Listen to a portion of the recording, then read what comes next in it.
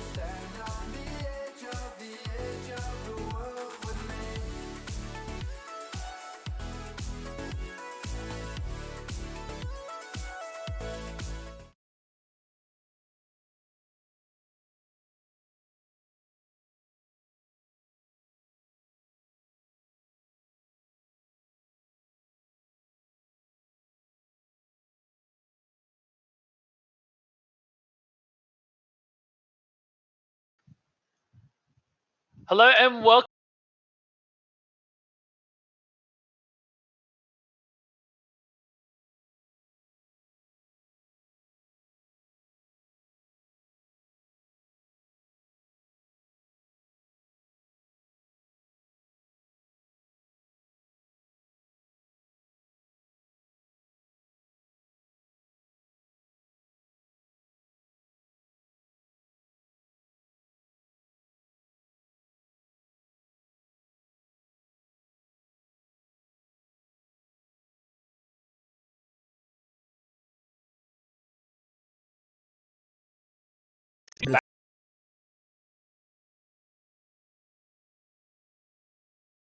Like this. Tonight, I just got to find my sheet. We actually have allcerts.com. I'll just read a little script out here.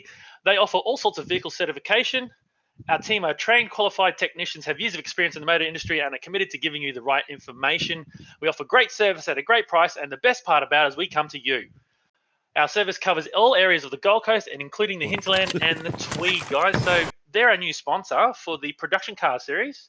And tonight we are having MX-5s at Okayama Circuit in Japan. And of course, the Okayama Circuit, Nick, one of the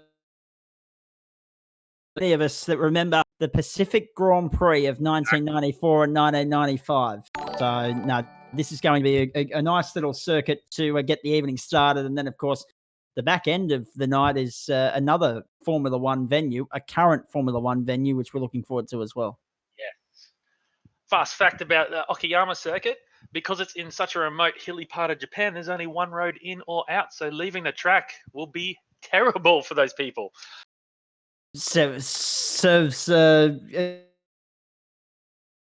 Side. It's one road in, one road out, and it can at times be a little bit congested there as well. Yeah. Dear, oh dear. So the similarities are right there. Interesting when you mention the Okayama Circuit, mates. I mean, what are we looking at? 11 turns here, so relatively short in terms of corner numbers compared to some of the circuits we've been on in recent weeks. And in Grand Prix terms, it was an 83-lap race, so that gives you an idea of the circuit. Yeah. It's less than 4 kilometers, so the laps will go. Well, the races now have been extended by 10 minutes, so now we have a 40-minute race. And the more, the better. That's it. And just kind of quickly run through the top 5. We got Michael Hammond, Hammer Time, on pole on a 45.8. Beside him on the front row is Cohen Attard on a 46.7. So Mikey there having a 9/10 of a second lead. Second row, Michael Porter on a 46.8, and then Shane Witt on a 47.4, and then Gerard Daly on a 47.5 in 5th position. I'm real surprised to see Hammer Time at the top again. He loves these cars. He absolutely loves them. Having raced against him and in teams with him, he pretty much dominates these things. So we'll see how we go.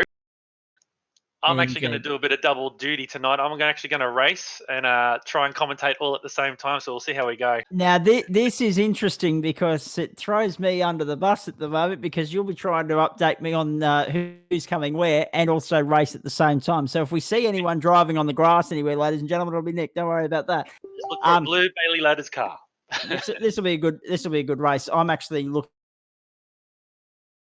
to come in from Okayama in just a moment, but what a beautiful part of the world, as you say, very remote. The fact of the matter is that we have seen the Japanese Grand Prix held at the Twin Ring Motegi and the Suzuka circuit. The Okayama circuit used to, as I say, host the Pacific Grand Prix. It was only on the calendar for 2 years, but I must say it's still one of my favorite tracks in world motorsport. When you look at all the different tracks, this one throws up some nice sweeping corners, some long, nice, tight, twisty section as well there between turns 5 and 10. So something for everyone tonight. We got, I'm just on the grid myself now, we got a rolling start and I'm the first of the Bailey Ladders cars. Just want to make sure everybody out there knows that. It's going to be interesting because we've upped the race length to 10 more minutes, which should, at minute 47, it should give us about a couple more laps. So, yeah. Fuel we got here apparently is going to take 20 laps. So if it's going to be tight on fuel. It's going to be tight on fuel again. It certainly is. And fuel and other factors have outcome in recent weeks. I mean, that's it. Hammer short fueled himself there a couple of weeks ago at Lime Rock, didn't he? So yeah. a lot to play for tonight. Smart. What was I trying to say? I've had a brain fade, ladies and gentlemen. Smart fuel conservation is going to be the order of the day here, I think. It's keeping out of trouble too. Taking into consideration, look at the field, big field. Potential for safety cars tonight is massive, given the field size. However, there's a lot of runoff area here, so we'll wait and see. If you get a safety car, it's going to help you out fuel-wise. If not, you're going to have to drive smart in the back end of the race. And good luck to you, Nick. Obviously, having a play in this one. Will we see you just in commentary for the TA2 portion of the evening? Yeah, I'm not going to do double duty in those cars around that. Good idea. It's too tough. Yeah, good idea. We're just commencing our rolling around now, coming in through the final 2 hairpins and the final 2 corners to get led by the safety truck there. So once again, Michael Hammond on the pole and Cohen Attard beside him on the front row. Fast start. I was going to say, you'll have to take the lead here, Nick, because I'm still waiting for my live feed to come through from Rob. Mr. Director Man, yes. Once again, like to thank Doadrift for hosting the server. We've just gone green. I'm in the wrong gear. And we're heading into turn 1. Michael Hammond and Cohen Attard battling tooth and nail down the front. No real surprise to see those two at the front end of the field. They were this time last week as well. Doesn't matter what car you put these guys in. Thank you, Rob. Appreciate the live feed coming through to my commentary position. Just doesn't matter what car you be at the point of crash. Trouble immediately, and a big one as well. Can't pick up a number there. The resets. He was bouncing. As the field makes its way into the first of the long sweeping right-handers. That's turn 4 and onto the back straight here. The Okayama circuit. Lovely circuit, big field, massive turnout for the MX-5 affair tonight. The Gentlemen's Racing Club Production Car Series growing by the week as they head down to turn 5 for the first time. How are you faring so far, Nick? Let's talk to you. I'm around the 20th position at the moment, just going through the first of the hairpins, coming through the back end and tight end of the circuit. I'm behind car 35, Dean Williams and Simon Ferris in car 315. All right, well, we'll leave you to it. Contact at the front. We just saw 2 cars spear off the circuit. Have a look at that. The 16 in the wall. Magnificent start here tonight. Such drama immediately off the top. The field doing its best to sort itself out. and come back around to complete lap number 1. So Hammond and Haddad at the front of the field. 007, keep an eye on him, and the 131 as well. As the rest of the field come across the start-finish line. 1 down, folks. A reminder, this is a 40-minute affair tonight, so it's been upped from 30 to 40. Then we get stuck into the NASCAR and the TA2 stuff from the circuit Gilles Villeneuve in Montreal, Canada. Doubleheader, Friday night racing. How good's this? Hello to those of you tuning in. I've got the Facebook live stream up as well as the studio feed, folks. And Leon McNeil, good evening to you. He's the only one that's commented thus far, but if you are tuning in, it's nice to have you along for the ride. The 22's found itself in the wars as well. So it's been an interesting start to this race at the circuit Gilles Villeneuve. Sorry, at the Okayama circuit. The circuit Gilles Villeneuve is coming up next. I'm looking at my notes and getting confused at the moment. The 22 at our screen there is Glenn McGarity. So that's him in the wars there a few moments ago. At the front, battles right through the field, and that's been part of the course whenever we've gone racing here, hasn't it, Nick? We've had battles everywhere we've looked. Yeah, and I'm in one right now. I like the sound of that. Now, just bear with me a moment here, folks. We'll let you enjoy the sights and sounds of the Okayama circuit. Mazda MX-5 racing on a Friday night. I'm just in the middle of opening up some Google Drive documents here so that the commentary makes some sort of sense as we continue on here. I'm up to 15th. Started last out of 30-something. Now, that's actually not too bad for 2 laps around here. Overtaking opportunities, there are plenty of them, and you've obviously taken clear advantage of that. You've been helped by the fact that a couple of these cars have run into trouble already, Nick, but a top 15 finish would be a very good result for you. Yeah, it should be good. There was trouble at turn 2, and there was cars flying literally, and then there's been a couple of people off the road. I'm just coming onto the backstretch now, mate. Just stuck the nose up the inside of that guy. Can't tell you who it is. Sean Pidwell, and Simon Ferris is following him through. Yeah, we've got our eyes on you at the moment, Nick. You're 3 wide there on the back straight almost. You got cars to the left and cars to the right. This is going to get hairy down at the hairpin. At the end of the back straight here, turn 5, of course. Under brakes. He holds the position nicely. So that's Nick there in the 99 Bailey Ladders car. Holding off, it would seem to be Sean Pidwell.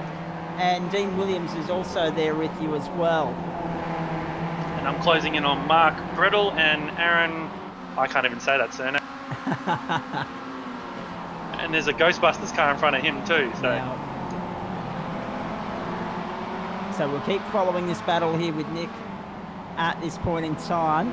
A reminder, at the head of the field, Hammond has a 0.7 second of a lead over Attard, and Porter is in behind them. So you've got the top 3 separated by about 2 seconds at the moment. And we've got our eyes on this battle for about 13th, 16th at this point in time as another lap gets logged. So 34 and a half minutes left in the motor race here. The virtual world dominating the world's attention at the moment. Although some really good news for those of you just joining us, you may not have heard, NASCAR is going to be the first racing category of a world stature to get back on track properly. That's coming up on the weekend of May 17 at the Darlington Speedway. So that is really good news and a really good sign that the end of this era where virtual racing's been more attended than the real thing might be soon behind us. So we'll wait and see on that. Now, let's keep an eye on this. We've still got our eyes on you there, Nick. You're in a position potentially to have a crack here on the inside at turn 5, but you thought better of it and probably a good move. It's still early days in the motor race. You were talking right at the top of the broadcast about fuel conservation and strategy. That's going to really come into play here the longer you guys continue to duke it out. Are you in a mode of just all-out attack and worry about the fuel later, or are you thinking, hang on, okay, that answers the question.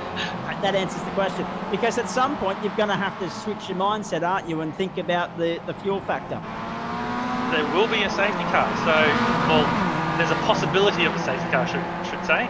Yes. So who knows what will happen. So I'm just going to run this thing dry and go from there if there's no safety car. So I've just made up another spot behind the Ghostbusters car, Aaron Oberstella. So that put me in 11th. So you've almost found yourself into the top 10 early days here, which is a really good start. And a reminder, of course, we've got another, 30-odd minutes of this race to run. Yes. Good to have you with us, folks. We're with you through till about 9:30 tonight. Lots to look forward to as iRacing continues through the gentlemen. Production car style from Japan. And when you think about Japan, Mazda's one of the first sort of cars you think of. So exactly. we're ticking off the do's and don'ts of Japanese motorsport tonight. I'm beside the Ghostbusters car now. Unfortunately, our eyes aren't on you at the moment, right. Nick. Sorry. But keep us posted on your position. There you are. You're back on our shot now. Side by side with the Ghostbusters machine on the run down the back straight. And that's going to put you into the top 10 if my maths is correct. Yeah, finally got 10. Very good start. Woo! Nicely done. So they're going through turn 6 and 7 now. The left-handers almost on the grass on the exit of 6 there. You would know more than most, mate. This circuit here's been on iRacing for quite some time. Yes, it's if you join on iRacing, it's one of the tracks that you get for free of charge, so to speak, and it's used quite a lot because there's 2 actual layouts that you can use, and they're both fun.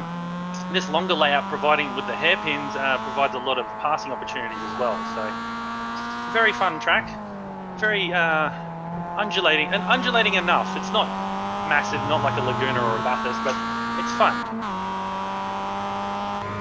And that's what it's all about at the end of the day. We're on board with you now, Nick. So don't let us down. We'll let you enjoy this, folks, through a lap of the Okayama circuit. Well, hopefully the 2 MX-5s that I've previously owned in real life pay off. Serve you well, yeah, exactly. Listen to the wheels screech there as well, folks, as he gets through turn 2, the run through 3, which is, well, it's essentially 3 corners in one there. There's a kink to the left, then the corner, then a kink to the left again. And then the fast-flowing right hand that brings him onto the back straight. Back on board. Race Stewart is in 8th position. He's now in 7th position. So we got plenty of stewards in the group too. So there's a couple of people driving, a couple of people not. William Pym having a run as well. I'll give it a shot. William Pym 7th, Paul Nico in 8th, then Christopher Green, then yourself. That's 7, 8, 9 and 10 at the moment. Blake Urquhart 6th. I'm just having a look at the screen, the timing screen that's coming through courtesy of Rob's live feed on the Doadrift Facebook page. And good evening to those of you that are tuning in there, of course. Make sure you hit the like button for the rest of the night. If you haven't already done so, yes, hit that like button. Same for those of you following on Twitch. At the front, we haven't seen much of this bloke, but he leads by 2 seconds. His name is Michael Hammond. He's Hammer Time's in complete control there at the moment from Allard and Porter. We go aerial. Yeah, just looking at my timing screen, Mikey's got he's slowly pulling that gap out too to Cohen Attard in 2nd place there. Doing a good job. It's just seemed to be spreading out at the front. There he is now. I finally found my way back to the document that I needed all along, Nick, which is the cars and numbers document. I've just been trying to work my way around the network. Yeah, my apologies. I tried to make it as clear, as easy as possible. That's all good, mate. I've got 4 different screens here running at the moment. The track map's on one, the entry list is on one, the Facebook live feed is on one, the in-studio feed is on the other. So it's awesome. Screens are us at the moment here in my commentary position in Ipswich tonight. 28 and 3/4 minutes left in this motor race at this point in time. Hammond leads Allard by 1.9, back to Porter. just looking further down the order, we mentioned Nick running just there in 9th or 10th position at the moment, chasing the likes of Blake Urquhart, William Pym and Paul Nichols, which are immediately ahead of him. The number 32 entry.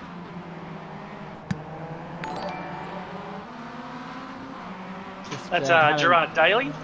Yeah, I was just having Dales. Yeah, I was just having a problem trying to find the name on the sheet here, but he's sitting there quite nicely in 5th place at the moment. Shane Witt is 4th, and then the aforementioned Hammond, Adder, and Porter remain 1st, 2nd, and 3rd, where they have been all night so far. Had a chat to Gerard Daly earlier. He's going to do double duty tonight, so he's going to make an appearance in the TA2 as well. I was going to say, it's looking like we'll have a big field for TA2. Yeah, we got a massive field for this. Yeah. Well, and looks like we're going to have a big field for TA2. It's going to be tough at the next track because those walls are close by. Oh, yeah, absolutely right. We'll talk about the wall of champions a little bit later on, actually. And if it's anything like what we saw the other night in a certain other series that we won't mention, it could be chaotic. Let's be perfectly honest. Now, we're on board with Nico still heading through the back section of the circuit. Heading down to turn 4. Yeah, here's Nick going into turn 4 now. And still chasing Christopher Green, who's immediately ahead of him. William Pym just ahead of them. And good evening to William as well. Blake Urquhart sitting there 7th at the moment. Hope you're enjoying Facebook Live and the Twitch feed as well. Doadrift, Gentlemen's Racing Club, Friday night. How good's Friday night motorsport, hey? In the absence of Friday night football, we've got motorsport to lead upon. And we're at the Okayama International Circuit, formerly known as the TI Circuit AIDA. Yes, that's how I remember it. And right, we've got to run on him now. When you guys said Okayama, I thought, what the hell are they talking about? And as soon as I typed it into Google, I thought, of course, it's got a new name. And who will ever forget playing that on the original Formula One PlayStation game, of course, with the commentary of the legendary Murray Walker. Now, Nico, am I right in saying that you finally found your way up into position number 9? Got past Chris? Single figures, oh yeah. Very nicely done. I saw that from the aerial shot.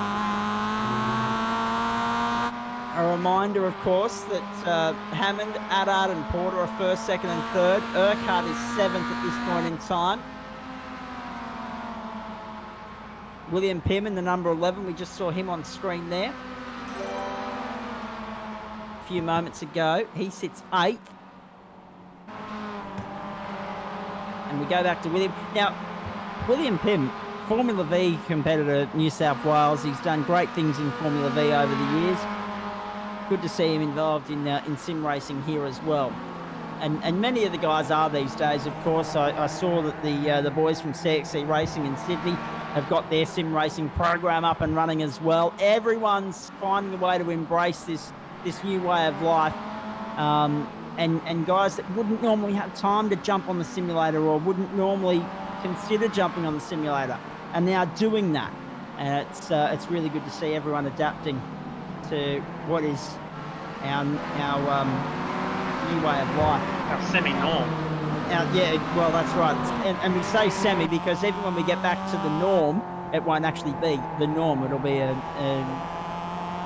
verified version thereof. Now, for motorcycle fans, I'm just getting some worrying news out of a colleague of mine, Brian Vanderwacker, who's just tweeted a short time ago. Serious doubts now for the Australian MotoGP in October, would you believe that?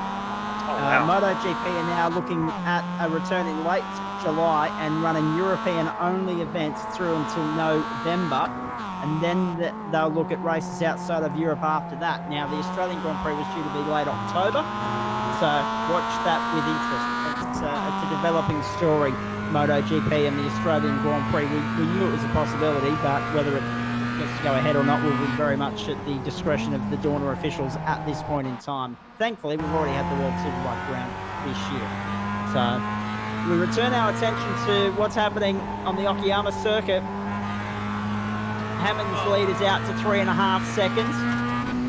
We're riding on board with William Penn, the number 11, right here and now. He's working Blake Urquhart over quite a bit here. He's looking to the outside. He's doing a Hopefully great gets some job. run. The outside, some corners it works, some corners it doesn't. In that instance, it didn't quite work for William Pym. He's actually lost a little bit of ground to Urquhart. Maybe the slipstream will be good enough for him to have a look at the end of the back straight here. Let's wait and see. This is the battle for 7th and 8th in the motor race. They reach the end of the back straight, and Urquhart holds the position. In fact, Urquhart had a dive there trying to get by Nico, but was not able to pull it off. And probably a good thing he backed out of it where he did, or otherwise he would have been at the discretion of the stewards at the end of the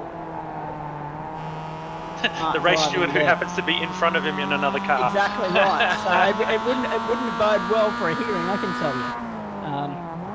With Nico, we look forward to worst possible situation to be in, I think.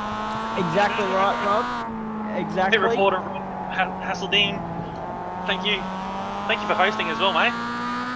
Great to have you on board once more, Rob. We'll talk to you as the night goes on. I'll chime in when I can. And guys, let me know if my microphone is choppy or if it's too loud or whatever. Just give me the heads up and I'll adjust it. Thank you very much. No, I've got you loud and clear, mate. So thank you for that. Watch those two in front, Paul Nichols and Blake Urquhart. Now this is an interesting battle unfolding here. Urquhart looking to the inside. Thankfully, Nico gave him a little bit of room. He was generous with the room he gave him, but with the mindset that I can set myself up to be on the inside here for the left-hander, and he does just that. But Urquhart's all over him like a wet rag at the moment. Have a look at this. Down towards turn 4, through turn 3 they come. Urquhart set himself up nicely, deep under brakes. There you go. Thanks, boys. A little bit of contact on the exit, and through goes Nick. Three positions. Nicely done. What a piece of driving from Urquhart to set it up, but then the contact on the exit didn't work for either party there. I'm just having a look at a replay now. Obviously, you guys are getting the aerial shot of the cars heading down the back straight, but yeah, Urquhart set it up nicely. Nico just didn't give him enough room on the exit there. It might be the view that I was getting, but that's how it looked. And as a result, both of them come unstuck, lose time, and through goes Nick. Nicely done, mate. Up into position number 9 in all of that. 6. I was in 9th. I think it's 6 now, so I got those 3. Very nice. My monitor just not updating as yet. So I got William Pym right behind me. He probably doesn't appreciate the fact that he had to slow down for those guys tangling, and I kept the boot in it and drove straight past them. There was no yellow flag, so there's always a winner and a loser in that situation, Nick. Yeah, exactly. You want to get close enough to pressure the person in front, but if something does come unstuck, you're right amongst it. Indeed you are.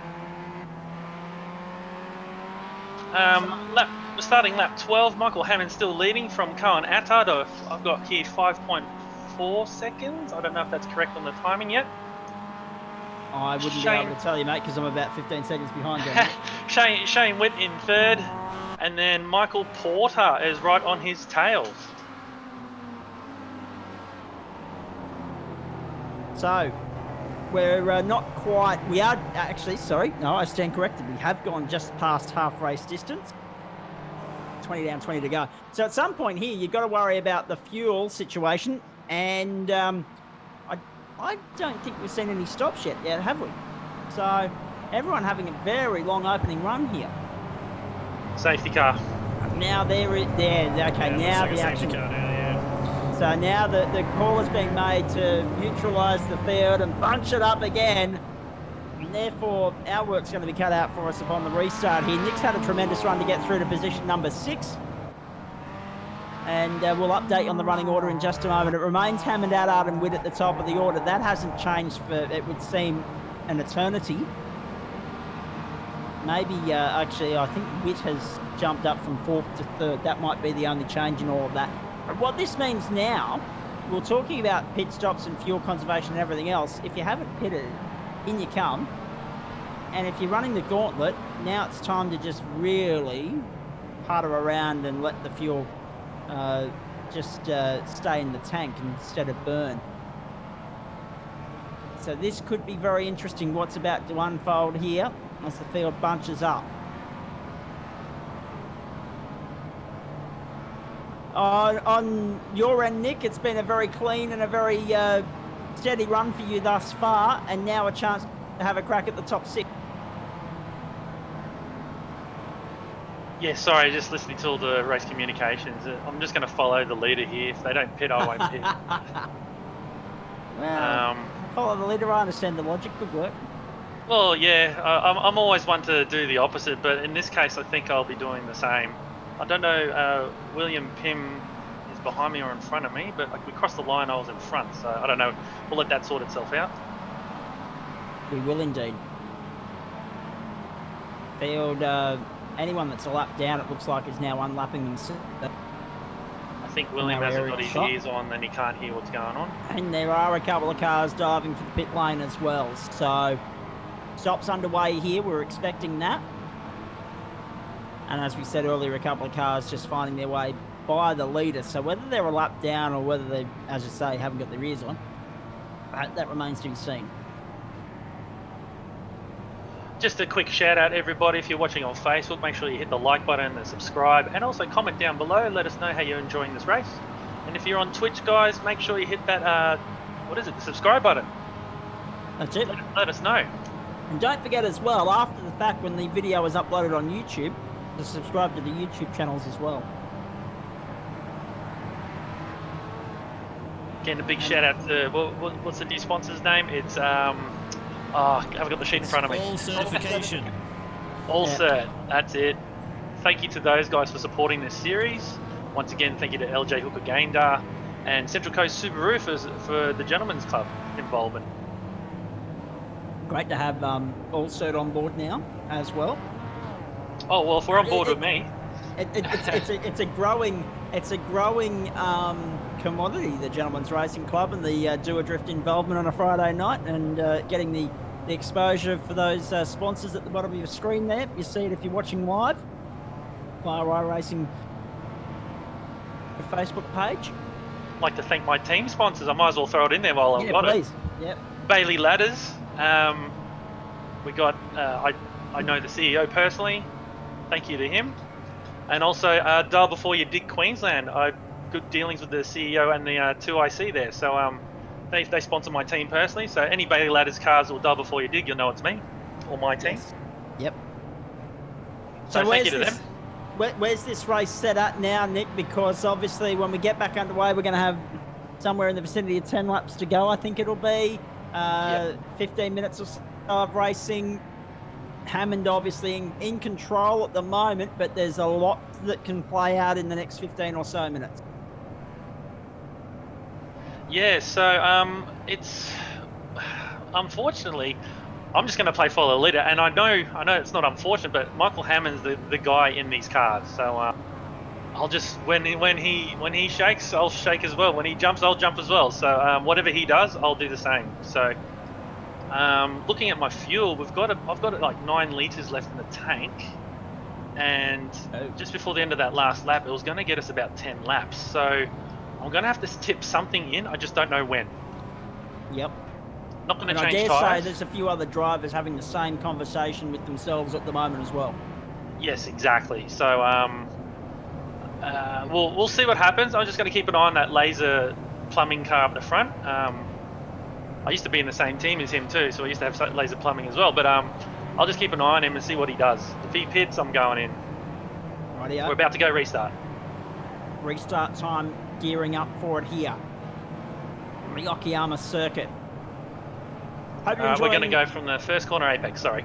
From the first corner apex, so there won't be a go until we get past the start-finish line. Okay, that's an interesting way of doing it. Bit safer. Probably, yeah, fair call.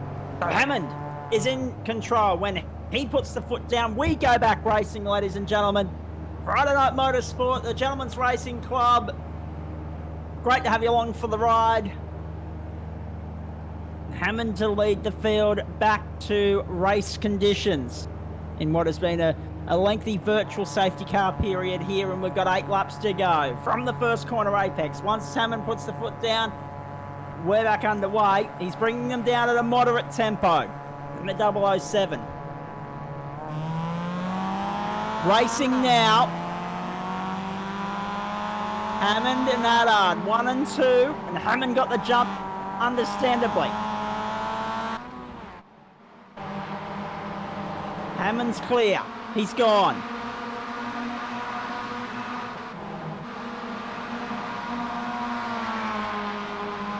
Witt sits third at the moment. On our numbers there. Watch Nick coming through as well. The restart helps someone like Nick because it bunches the field back up. He can have a crack here as they come down to turn 5. Into the braking zone. Deep under brakes go the MX-5s. They pull it up. The DeWalt entry, the 32 just ahead of him. That's, of course, Jared Daly. We mentioned him earlier. As front two are getting away, Shane Witt's got a bit of a conga line happening behind him now. So you've got Shane Witt, Michael Porter, Jared Daly and myself. So, yeah, my thought was right. Again, I didn't have the full timing screen in front of me at the time to reiterate that, but Witt and Porter have swapped spots. That's been the only positional change in the top 4 in the entire motor race. I should say the top 2 have gapped the pack off the restart. So you can kiss that goodbye at the moment, Nick. No last to first efforts at the moment. But then again, something could change in the next 8 laps or so here. Give me a top 5. Give me a top 5. That's all I want. That would be nice. Across the line we go. The aerial view shows it for you. Hammond the leader. He's got 6 car lengths, I'd say. Maybe a little bit more on Adard. Adard back to Witt. Witt back to Porter. They're the top 4 at the moment. Again, Daly holding off Nico at the moment. So this is fun because we're doing the whole Mike Raymond race cam thing. I'm having a chat to a driver mid-race. I'm beside him now. Now here's our chance to have a look. We're actually with Adard at the moment, trying to track down Hammond. Third spot, of course, belongs to Witt. There he is. You can see the gap on your screen there, folks. It's about 2.5 seconds separating the top 3, and there was a dive from Porter, but he couldn't get by. He pulls it up prior to making any form of contact. God, I hope they bring this circuit back in either Project Cars or Gran Turismo or something. Someone was asking me earlier, I think it was Leon McNeil, when are you joining and having a race yourself? The answer is never. My coordination just simply isn't good enough to handle anything other than a PlayStation remote at the moment. But I have been approached about taking an XL for a couple of laps at QR when we get back to a race meeting. You'll love it. That could be dangerous, only because the gearbox might cost me a quid. But I don't back myself with the gearbox. I've got to tell you, it's got to be auto or nothing for me. As bad as that sounds. Now I just had to go at Dale's at the hairpin on the inside of the track. Made a bit of contact. And he goes wide on the outside at 1. So that's you through to 5th. Well done. Yep, I said sorry about the contact earlier, but we got racing again, and yeah, he's made a mistake at 1. And a very nice manoeuvre from you there, Nick. I lost you momentarily because of a network glitch at my end, but I'm back now, and we're watching the field come onto the back straight once more. Hammond Adard. Then you go back. There you are in 5th spot at the moment. The rest of the field making their way through cleanly at this point in time. But that was a nice piece of driving from Nick to get the move done, set it up, just waited for the mistake to come from Daly. It came at turn 1. He ran it too wide. Now, sometimes if you're in a battle, the outside can work at you. That's right. Can work for you at 1 because the inside at 2 is a left-hander. But in this case, he was just too far wide, too much speed washed off, and Nick was able to capitalise. So into the top 5 he went. He said that he'd be happy with that. So we hope that's still the case at the end here. The good thing is that we'll already have one driver in the chat window, regardless of how many others we pull at the end of this. So we will do a race review for this as well. Then we'll get into the TA2 and the NASCAR stuff for you, ladies and gentlemen. Of course, the circuit Gilles Villeneuve, Montreal, coming up very shortly. When you look at the TI circuit in AIDA, smidgen under 4K. When you look at the circuit Gilles Villeneuve, smidgen over 4K. So we're working either side of the short track spectrum tonight compared to where we were, of course, last week. With Spa, I've got a spinner at, I'm going to say that was the hairpin.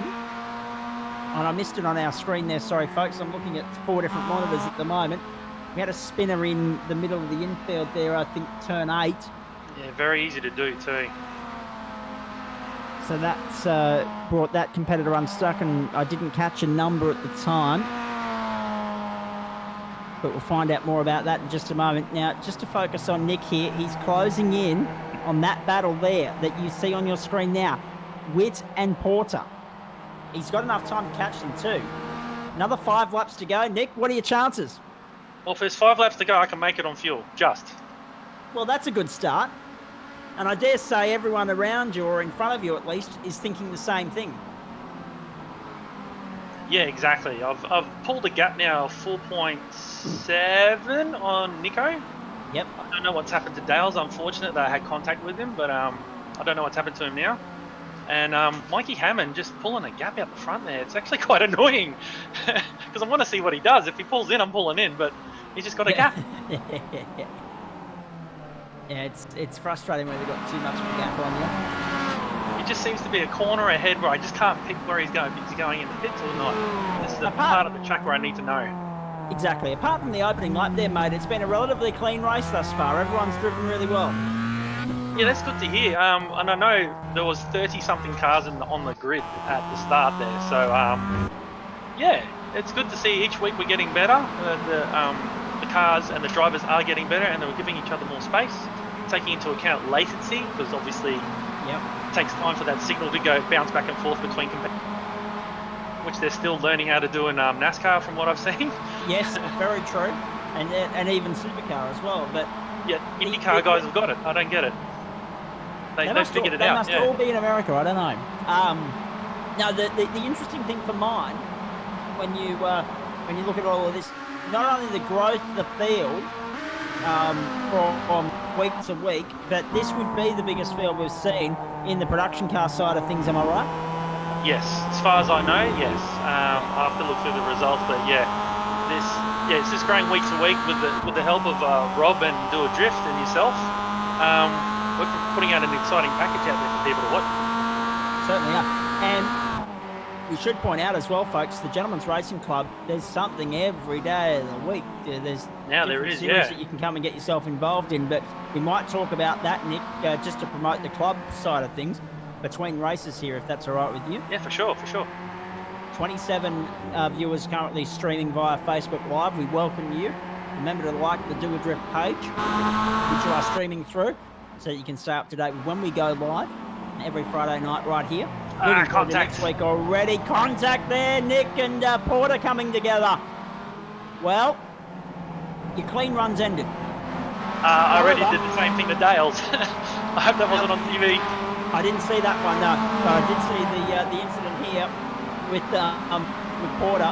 However, still enough time to redeem yourself and grab that position back. You didn't lose too much time in the process of all of that. Just a little touch going into what was turn 8 there. Yeah, in my mind, I shouldn't be saying this on TV because now everybody else will do it. People are swinging quite wide in there, and actually they're slowing their apex down enough to get a run up to the second apex. Whereas I'm looking at it, let's get the entry because it's going to give us a position. So all sideways. So I've done the exact same thing to Dale's. I hope I didn't eliminate him, and then I just did the same thing to Michael. I just apologised, but he's cool with that because he's now got a 6/10 of a second lead on me. And I'm sure Shane Witt's loving it because he's now got 2.6 in front of us. Any particular reason? Because obviously the MX-5 one make. Any particular reason we're seeing so many different approaches to the different corners around here, Nick? In your opinion? To quote one of my favourite commentators, Barry Sheen, different strokes for different folks. If you can make the entry work, go for it. If you can make the exit work, go for it. I have tend to like the brakes. Yes, yeah, very good. I have to say, you mentioned Barry Sheen. I'm so very happy that they've been showing, or they've been putting up on YouTube through one channel down in New South Wales some old 500cc stuff. 1992 was put up earlier in the week, and it's been I'll have to really get a good link to of go that. back and have a look at that. I'll send it through to you. Have a look at Daryl and Daz do their work. Very good stuff. Now, welcome to 32 of you joining us via Facebook Live. And I haven't even had a chance yet to scratch myself and share it to my timeline, so hopefully that number will pick up as the evening goes on. Just to update you, Hammond, 2.5 almost clear of Adard, and Witt has lost about 3 seconds to that battle at the moment. We're on board with, well, we were on board with Nick a minute ago. We were looking at the battle for position 4 and 5. We're now having looked back at the positional battle for 7, 8, 9. And riding on board with the 21, Christopher Green here across the start-finish line. There's Nick right on Porter's tail now. Here's his chance. Just set yourself, oh, you were in the grass there almost going into turn 2. That won't do you any good. Got to get a wide end. Aiming to get a very wide entry in that instance. My goodness, you couldn't have been any closer to the grass if you tried. But you've set yourself up nicely here. If you can get a good run off turn 4 here, get the run on the back straight, get the slipstream, hard on the brakes, mate, send it. Look the stamp. Everybody drifts wide on the entry there. I keep it a little tighter as well. So, yeah. Seems to get a good turn, but I just haven't got enough in the toe now. I don't think the slipstream's going to be good enough for you on this occasion. We'll wait and see. We're not with you at the moment. We've gone back to, well, we were with the Adard entry there, second place. First is Hammond, about 3 seconds up the road. You just saw at the back of your shot there, folks, that Nick still hasn't found a way by Porter just yet. Thankfully, he's still got time. Shane must have used up his tyres or something, because he's actually coming back to us again. So myself and Michael had a bit of a battle. Podium, mate. Well, top 5 I'm happy with, so we'll see how we go. We'll wait to see. Michael's sister is Mel Porter Design, and she's speaking of things in the during the week, we're actually going to start to run a GT3, GT4 championships too. So they're the primary sponsor. Big shout out to them. White flag now. We'll have to have a conversation with Rob and see how many nights he's going to commit to streaming this thing, whether we're going to expand our broadcast. Let's wait and see. Now, final lap of the motor race. This is exciting because you're riding on board with Adard there out of turn 1. Forget about Hammer, he's gone. Look behind Adard at the moment, Shane Witt, who's under increasingly immense amount of pressure from both Porter and Nick. Porter closing in, tyres shot on Witt's car, we assume. I'm taking Nick's expert advice there on that. Into turn 4, out of 4 on the run down the back straight. Yeah, that's all right, I'll just throw you under the bus. And wait and see what Porter can do with Witt, what Nick can do with the pair of them. And not much happening at the moment. There's the aerial shot.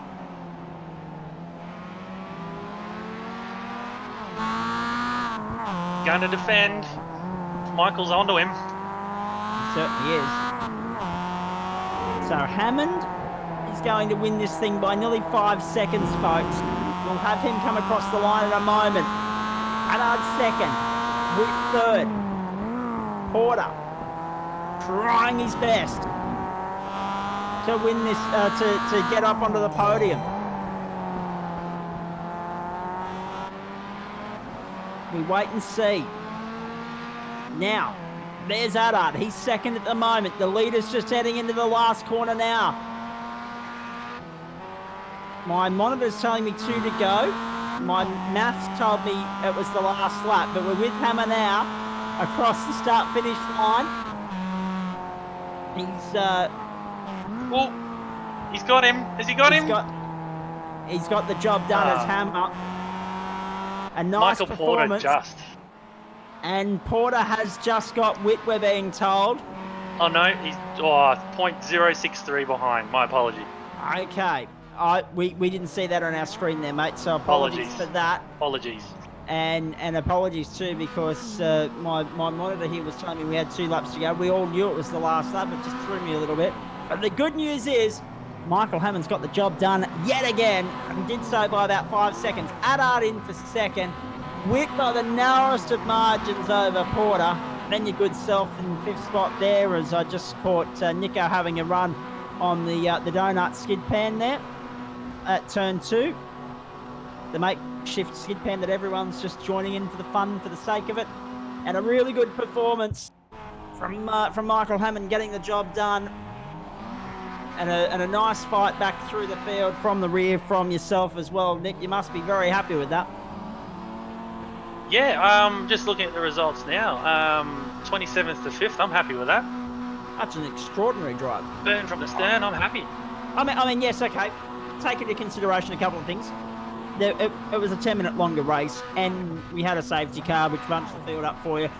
And it's a circuit that, compared to some that we've been to, is relatively easy to overtake on. However, to still go through 22 positions, yeah, okay, you had a little bit of Robbins racing moments there along the way, but to get through 22 positions, you've got to be happy with that.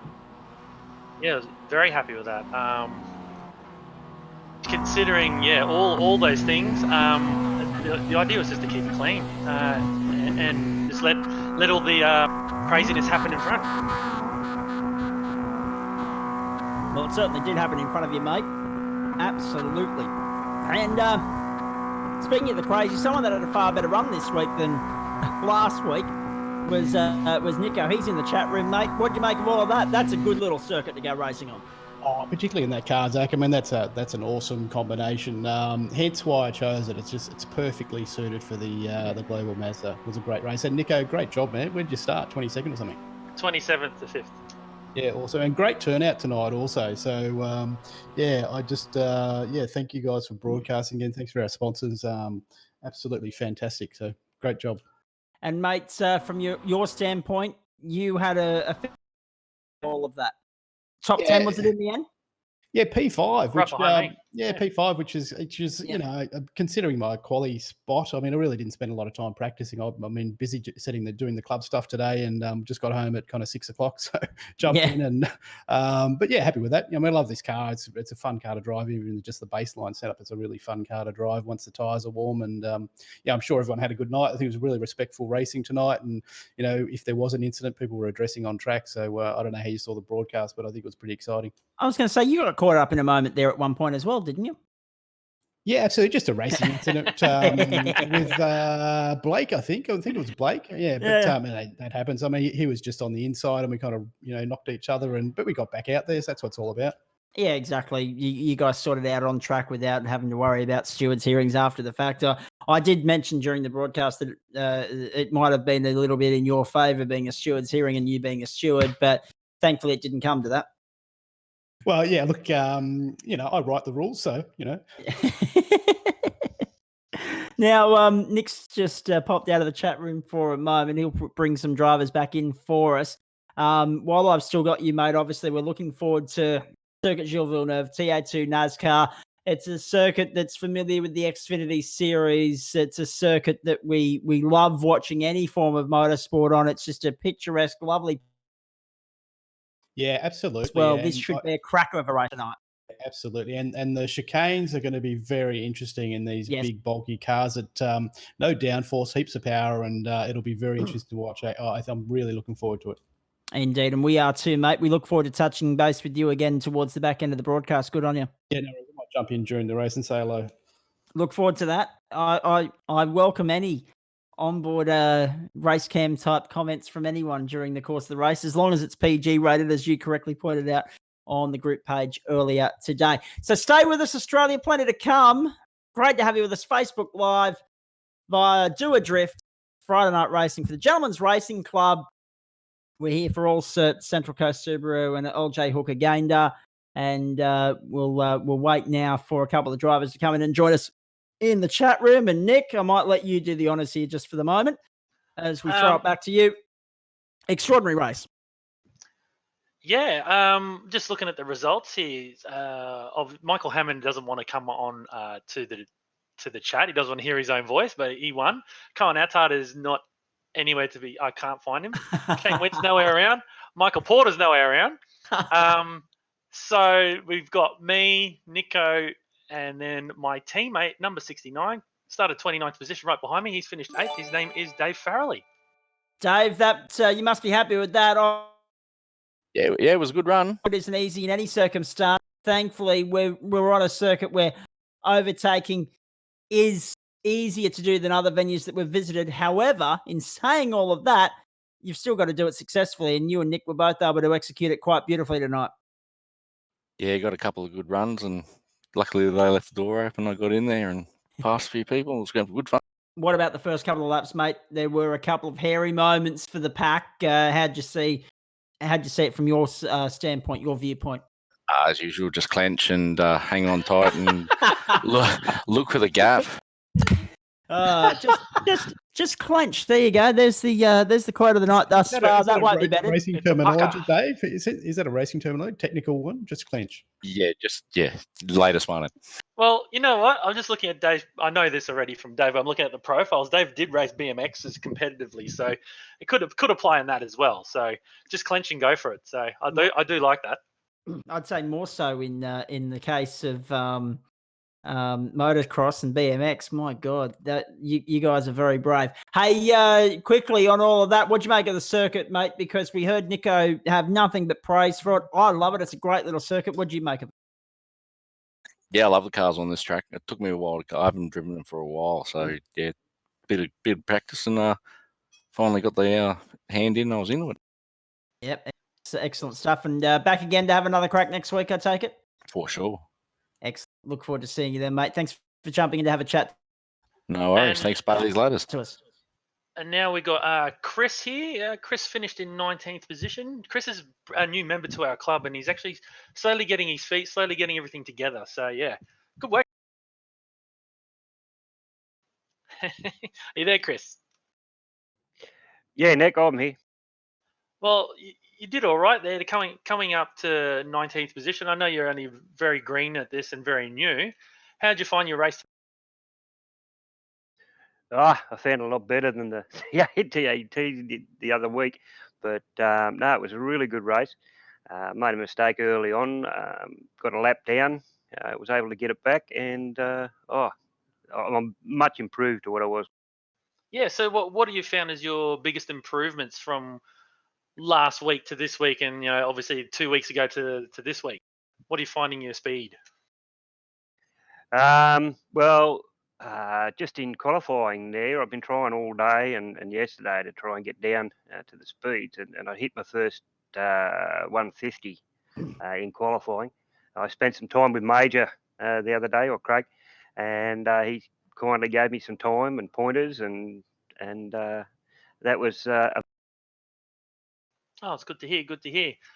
Did you have any bust ups along the way? Did you get in any crashes or anything like that?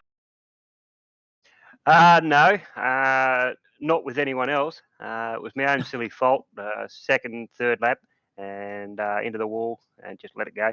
So all my incident points were for my problem. I had a bit of a tickle up from Dale, and that was a pucker moment. Fair enough. Zach, you got any questions for him? Not really, mate. Actually, I think you covered it pretty well there. But just quickly, if I can throw one in there, your thoughts on the different cars and the different circuits we've raced so far? There's been a great variety.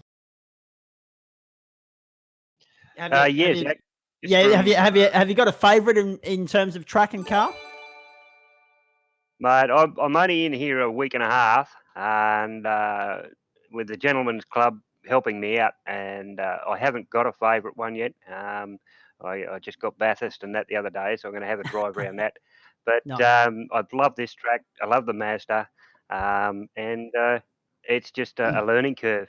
Not being in the racing industry at all, I've come fresh from driving a car on the road, and away I go. Nothing wrong with being new to the circus, and obviously we'll the weeks go on. Obviously, back again next week to have another crack. What is it, Nick? Just to go back to you for a moment. Doesn't matter who you talk to and what aspect it's in, whether it's virtual or the real thing. There's something about Bathurst, isn't there? Well, if you're an Aussie, and yeah, it's just the hallowed ground. I guess the equivalent would be in the States, it'd be either Indianapolis or Daytona. But then again, there's two choices there. Whereas in Australia, you only have one choice. It's Bathurst. It's the hallowed ground. It's the be all and end all of motorsport in this country. Exactly We absolutely right. grew up with it. 100%. And a lot of people would be familiar with not only the great race, but also the production car aspect thereof, which we see continue these days through the 6 hour. I talk to a lot of people these days that say, oh, the 1000 is not what it used to be, and they should get back to how it was. But to be able to host four now global events on an annual basis that have such a great variety in terms of the product of the speaks volumes about the place and its appeal. Through I have to say quickly to finish with you, Chris, before we let you go, mate. What are you looking forward to most as you continue your exploits in the iRacing world? Obviously, very new to it. The Gentlemen's Racing Club, the guys put on a lot of different racing. What's caught your eye thus far, and what are you looking forward to going forward in terms of the development of your iRacing career? Basically, I just want to do as well as I can. So every race, I want to race myself first. Yeah. Just getting quickly back to Bathurst, they said if you're old enough to remember the rock in the road, you're old, and that's how old I am and how long I've been watching Bathurst. But yeah, it's I had a chat and we've now got a rookie league, so I'm going to enjoy having a drive in that one. Excellent. We look forward to seeing how you progress over the next couple of weeks, mate. Thanks for jumping in to have a chat to us. Thanks, mate. Nick, if I go back to you for a moment, because I'm having a bit of an issue. I'm trying to share this link across to my main timeline, but it wants me to start watch parties and all that sort of rubbish. Let's look at the circuit Gilles Villeneuve Montreal, because we had some pictures coming through there a moment ago with qualifying, and I'll remind our director to send me a live feed through to the Discord. When we look at Montreal, obviously a very different circuit, but such a fast track. If it weren't for the hairpins, we'd be looking at tremendous average speeds here. The fastest point of the circuit is, of course, the end of the long back straight, which, of course, runs along the old rowing site from the 76 Olympics. That's right, yeah. Into turn 13 and 14. That's the fastest point of the circuit there, going into that braking zone. The slowest points of the circuit are turns 10 and 2. And in amongst that, you've got a lot of fast-flowing corners, but you've also got the challenge of some big braking points. Not just at turn, for the NASCAR, everything's a big braking point for the NASCARs because they're so heavy things. But the run into turn 6, the run into turn 8, the run into turn 10 and 13, and even into turn 1, all pivotal points that are going to make or break the laps here tonight. And obviously, Glenn Postlethwaite will start in the box seat as the favourite. It's going to be fun to see how all this plays out.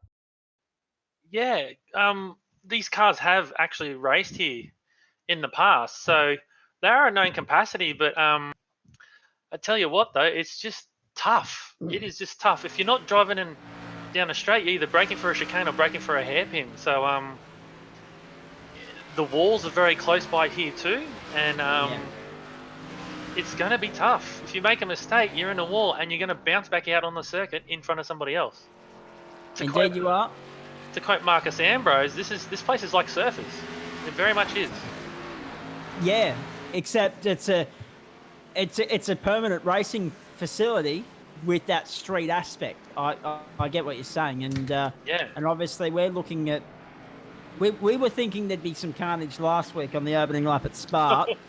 I think we're in for something very special tonight. That song, You Ain't Seen Nothing Yet. Oh, exactly.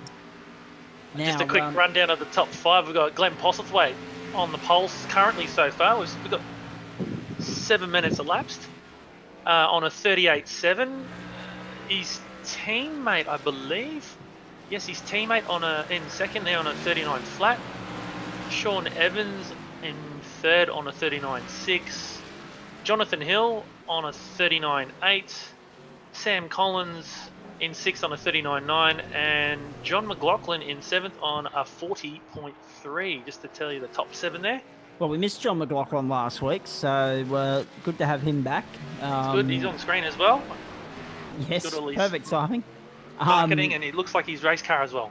Glenn Postlethwaite will no doubt start in the box seat here. Ackland, Evans, the top 3 at the moment, as you say there.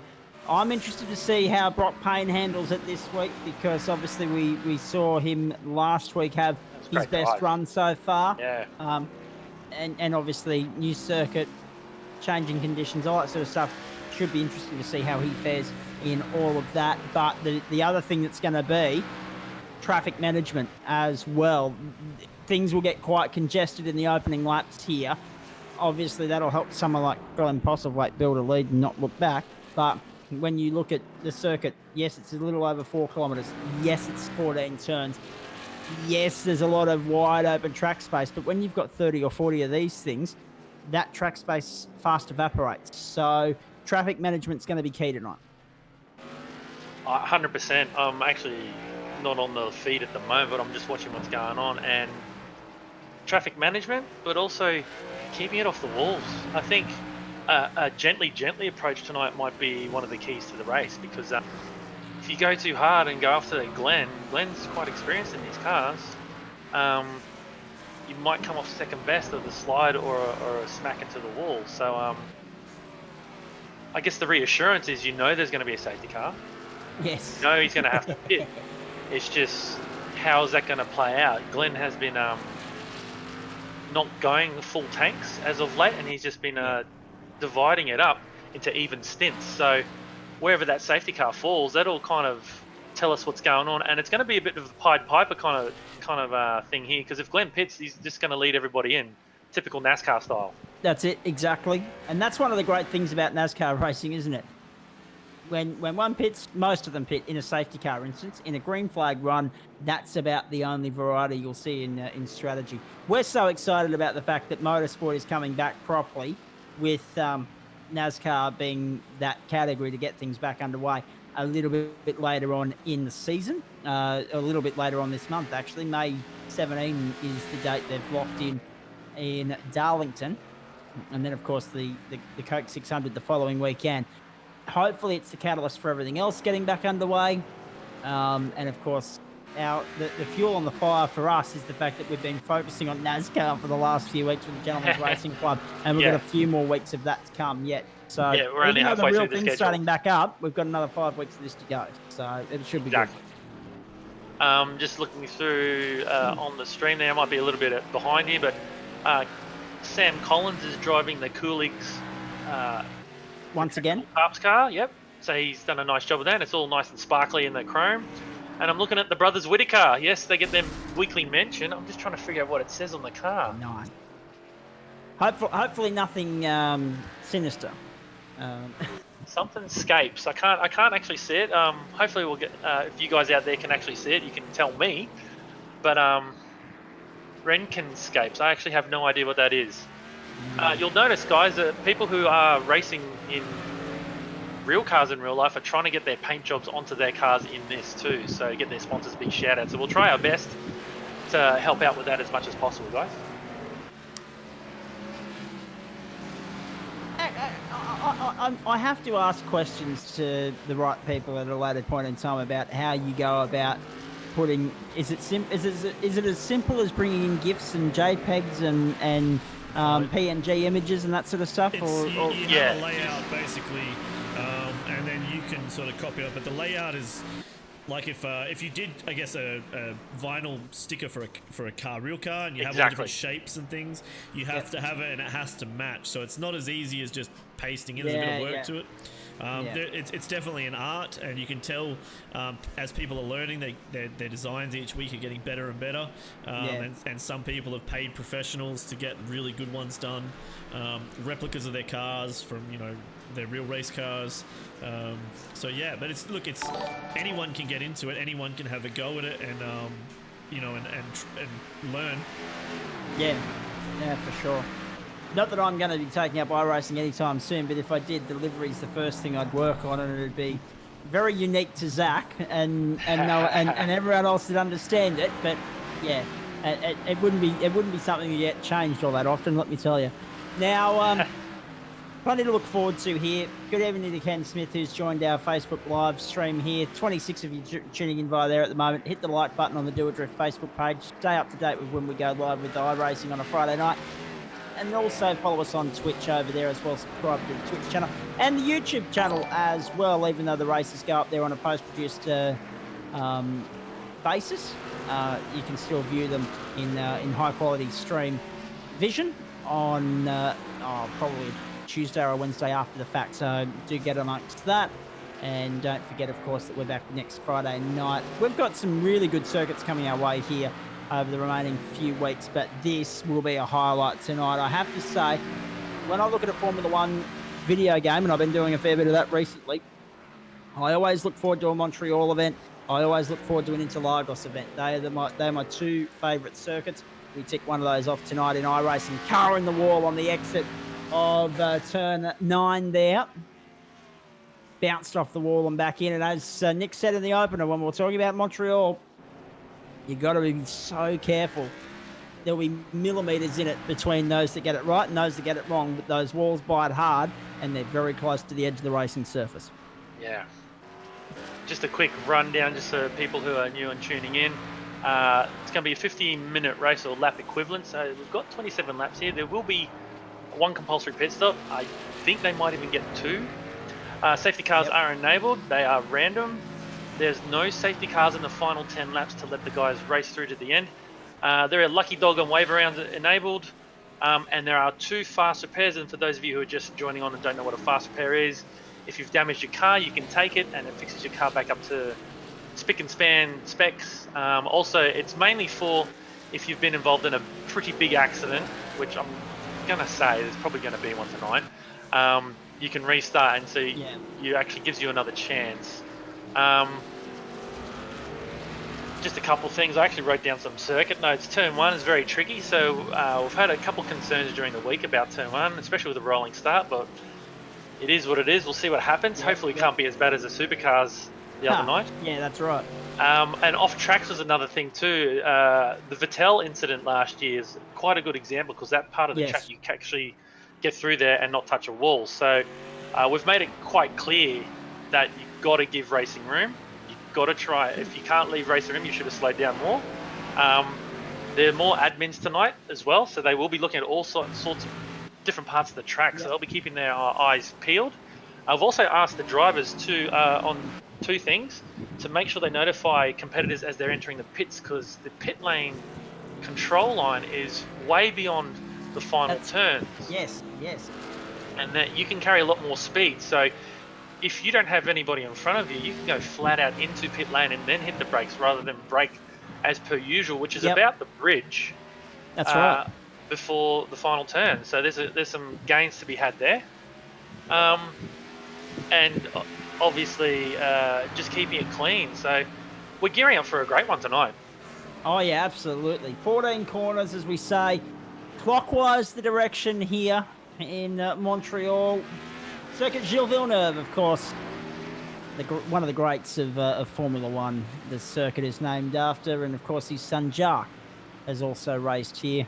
The Canadians, they love their Formula One racing. They've got Lance Stroll to cheer on these days, which hasn't been as successful as they would have liked, but still, they love their motorsport. The Canadian Grand Prix this year so far postponed, not cancelled, so we hopefully will see it a little bit later on. The problem will be, as we get towards winter, some of those Formula One races could be very interesting, given the change in temperatures. Normally we run a lot of those races in summertime in Europe and North America, but as they get closer to winter, those that's going to be very interesting. Actually, that's going to be a big factor and a big talking point later on in the season.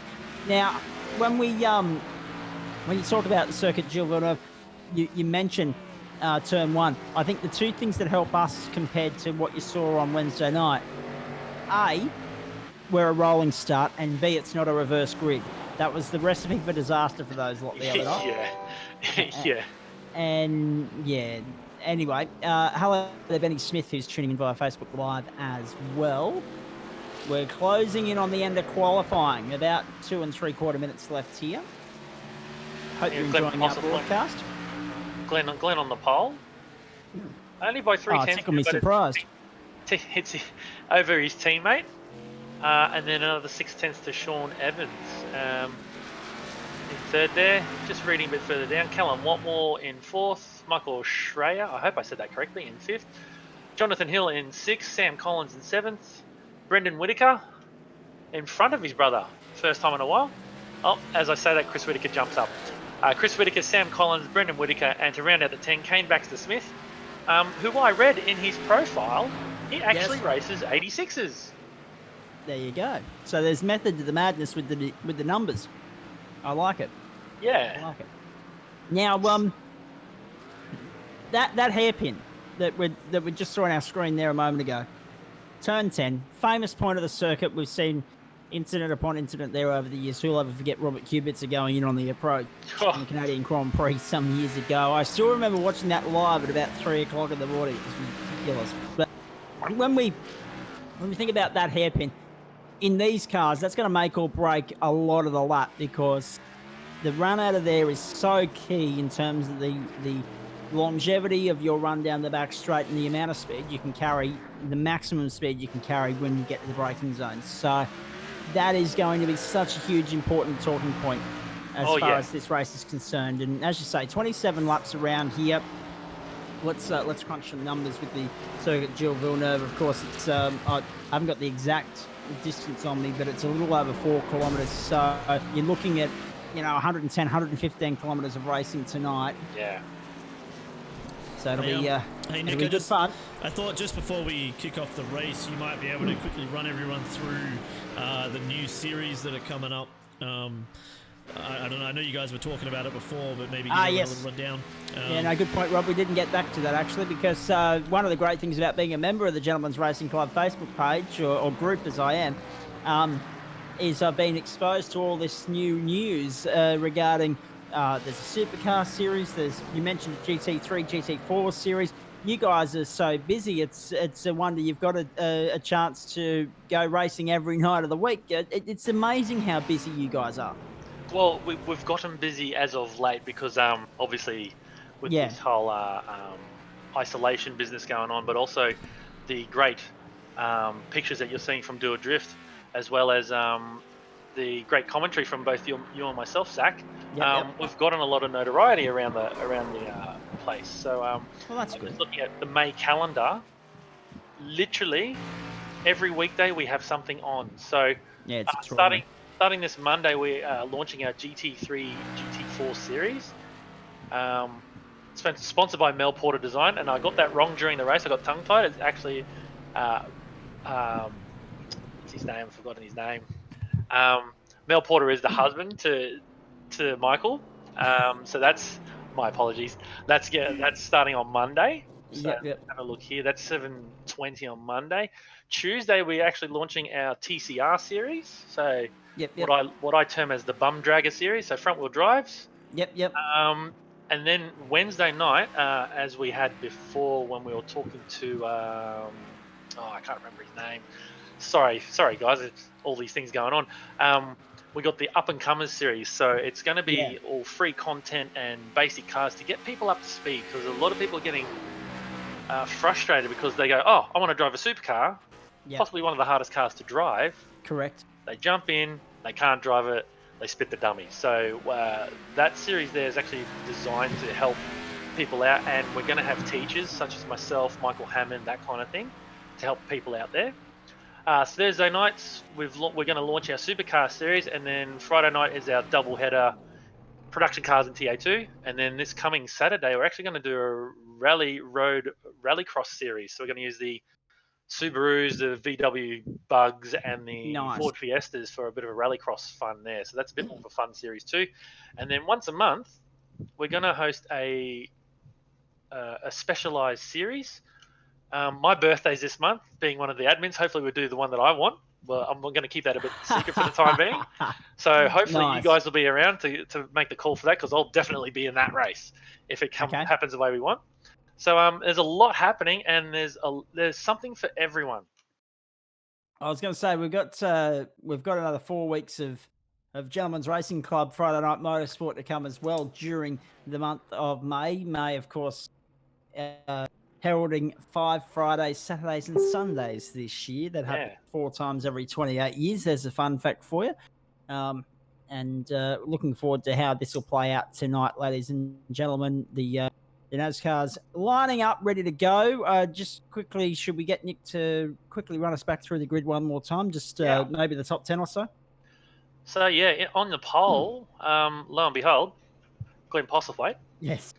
And his teammate lining up beside him. So it's a bit of a front row lockout for those gents. Good on them. We should have put a house on that. Fair dinkum. Heading up row 2, we got Sean Evans, and he's in a Coors Light car. It's actually looking quite good. So if the TV director will go to TV3, he'll actually get to see that. Then we got Cowles Jr. in position 4. Callum Watmore, my apologies. Michael Schreier in 5th. He looks like he's a team to came back to Smith, I believe. And Bailey Ladder's car, unfortunately, he chose the wrong car, so he now is in an all-black car. Jonathan Hill in 6th, so that was on him. Thanks to my sponsor. Yes. Brendan Whitaker got the better of Chris Whitaker in 7th and 8th. Chris will be dirty about that, no doubt. He will be, yeah. Can't wait to talk to him afterwards. And right behind Brendan, we got Sam Collins and Kane Baxter Smith to round out the 10.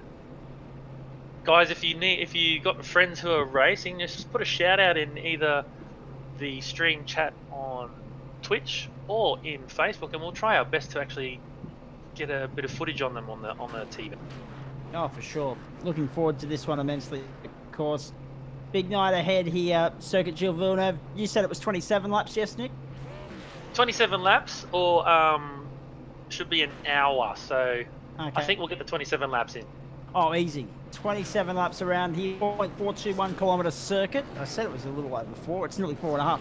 119.367 kilometres race distance here as the course truck is away and the grid files down the long straight near the old rowing venue for the 76 Olympics at the Circuit Gilles Villeneuve, formerly known as the All Notre Dame Circuit. We're looking ready to go. It's not much of a warm-up here. It's just literally into the last 2 corners and then you're into it. So hopefully, for the sake of all the grid, I hope they go across the line slowly. Just because brakes are not the car's strongest. No, that's exactly right. Gearing for a start, folks. Round 5 of the series. And they're green. And green away already. That's really a surprise to see how quickly they took off there. Glenn Postlethwaite will lead the field to turn 1. Do we get through here safely? It helps that the field's very much spread out. I think we'll get through just A-OK, which is good to see. So 119.367 kilometres this race. That puts it on par with what you normally see from MotoGP race. Normally they're around 120 pace. But this is big banger stuff at the Circuit Notre Dame. Circuit Gilles Villeneuve, Montreal, Canada. Through the first sector for the first time, and everybody safely away. I'm a little bit disappointed by that. Just some breaking news. It looks like where it is, John McLaughlin's done pit lane. I think he wanted to avoid all the carnage at turn 1. And there was none. Unfortunately for him. So I'm gonna have a look back. He's actually not that far back in all things considered, because they do not let you go from the pit lane until cars have actually passed the end of sector 1. So and on my screen there, we've got a couple cars off. They're all going off. Sorry, not all of them going off. There's a couple cars going off, and then we're all tight down into the hairpin. So the fact of the matter is, as they head down the long straight here towards turn 13 and 14 for the first time, the fact of the matter is that McLaughlin will be helped by a potential wave around when this safety car is deployed later in the race. That might be his saving grace from starting in pit lane. We'll find out what the reason for all that was very shortly, no doubt, at the end of the race when he joins us in the chat room. The field crossed the line, 1 lap in the books. Well played, Glenn Postlethwaite. He's got a lead over Ackland and Evans, first, second and third at the moment. Beautiful images coming through from the Circuit Gilles Villeneuve. Our North American leg of tonight's doubleheader, we started in Asia. the Okayama circuit. Surprisingly, still daylight over there at the moment, considering the time. But, of course, a very early start at the El Notre Dame, 6 o'clock in the morning in Montreal, Canada at this time of day as we get running. And it's a cloudy day as well. A lot of cloud around. Whether that'll change the way things play out here depends only on one thing, and that is the way the drivers approach the race across the next 50 minutes or so. You're on board. Our first look at onboard shots on the run down to the hairpin for the second time. Hard at work on the brakes. And one of the tricky things about this circuit is I actually did a practice server during the week. On the run into that turn 10 chicane and into the turn 10 hairpin and the turn 1 chicane into the hairpin, is the approach has actually got a bend in it, so you can't actually brake in a straight line, especially with these cars. In a Formula 1 you can brake a lot later, so it's straight, but because you can't brake in a straight line, you've got to kind of ease the pedal on initially, and you got all the chance in the world to actually run wide at the hairpin or run off. Absolutely, 100%. So lap 3 now of 27. Callum Watmore's found his way up into third position. Now this is important because he had an absolute shocker last week. He's out for redemption tonight. Yeah, very much so. Absolutely out for redemption. So he'll be after Postlethwaite and Ackland like you would not believe. There he is. Sean Evans behind him's got a bit of a conga line for me. About a second separating the top 3 there as they head through the first sector onto the back straight. On the run out of 7 down to turn 8. Sean Evans, you're right, conga line. 1, 2, 3, 4 cars, 5 cars even in that freight train for 4th. And Evans, the number 4, has the position at the moment. Although he won't be all that happy because he's lost out to Cal Watmore in the opening stages. However, it's very hard to stop Watmore once he's on song. He wasn't last week, but he's certainly firing back this week. Daniel Ackland running wide at the hairpin, just as I said it before, and that gives Callum Watmore second place. Very easy to nearly hit his teammate. So now Watmore's out after Postlethwaite. Now this could get interesting. This could be an absolute rip snorter of a battle. It's shaping up a big one. I was going to say, interesting choice of livery this week for Sean Evans. Very different to the yellow we're used to seeing him run in his Australian Trans Am exploits, of course. So he's picked a new livery for this week. On board now as the field enters the main straight one more time. Speaking already of livery, a little bit of lap traffic out there. The Whittaker brothers, currently Chris is in front of Brendan. We'll keep track of that for the Whittakers. I'm looking forward to the chat with Chris at the end of this. It's always one of the highlights of my week, hearing his viewpoint, because you just can sense him wanting to say words that he's not allowed to say on the broadcast, and that anticipation of him just holding it back is fantastic. Now, have a look at the aerial views coming in from Circuit Gilles Villeneuve on the exit of turn 6 up towards turn 7 now. There they are, onto the back straight. It looks like Kane Baxter Smith now has that convoy behind him. Look, I must admit, if you're listening to this at home, obviously you're listening to our commentary as well, but if you're watching, just appreciate how good the NASCARs sound on iRacing. You talk about video games and different cars not having the right sound, but this is just big grunt and big muscle, and that's what NASCAR's all about. I'm going to run down to turn 10 one more time. John Taylor is following car 36, 44 and 64, so that's the skid control boys. Looking forward to having a chat with them a little bit later on in the evening, actually. Trent Laves always usually jumps into the to the chat room at the end, or he's dragged in by you. So well, Trent started 14th. He's currently in 12th now as at the end of the last lap. So the leaders are just finishing that lap, and I now have Callum Watmore in the lead. So I think now that's interesting. Where has Glenn Postlethwaite slipped up? Has Glenn Postlethwaite slipped up? Because he was 3 seconds clear coming out of the hairpin last time around. We'll wait and see. if the Wall of Champions has claimed one. He literally just pulled over and let Callum through. Just Well, watch there him you now. go. And he let his teammate through. So he So might have had an possibly. off track or a cut, and that penalises you, and you have to relinquish that time. So happy days for Callum Watmore now. He's got no one to beat or bash into. Possibly fighting from behind now, and it's very rare that we've seen that over the last few weeks. I've been with you for what, 2 weekends? So yeah, this is weekend number 3, and Possibly has been in front man for all the racing so far as they head down what we like to call as the first of the 2 back straights at the Circuit Gilles Villeneuve into turn 7 and 8. Oh, sorry, 8 and 9, I should say. The run out of 9, the second part of the back straight takes them down to the hairpin at turn 10. And out of there, they'll head on to the long Riverview straight here at the Circuit Gilles Villeneuve. The Casino Straight, as they call it, brings them down towards the pit complex and the start-finish line. Looks like Callum Watmore's now got to slow down. So it's all happening. We'll have to find out what that's all about. Obviously, at the end of the race, we'll have Nico in the chat room. We'll have Callum Watmore. Looks like we'll have... Glenn got to slow down because his internet dropped mid-chicane. Okay. Ross Ponding pointing that out in the comments section. Yes, thank you. Internet dropped mid-chicane. And that's the absolute, you know what of it. The fact of the matter is, I want to say words that I can't. I'm having a Chris Whittaker moment. But that's the thing. That's the thing, though.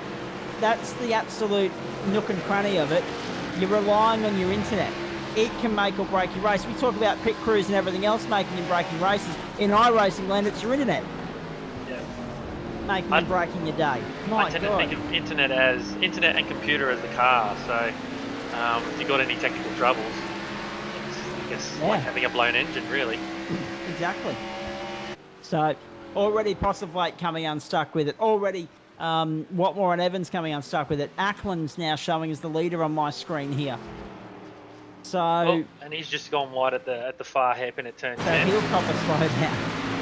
Oh boy! So if you take, just to explain that, guys and girls, if you take too much curb, if you get too much car over the curb, a bit like the system at at surfers, it will penalise you, and you actually get a time slowdown, and it can range on how much you cut the curb by. If you see these guys slowing down, it's unfortunate. They take too much curb, they have to slow down.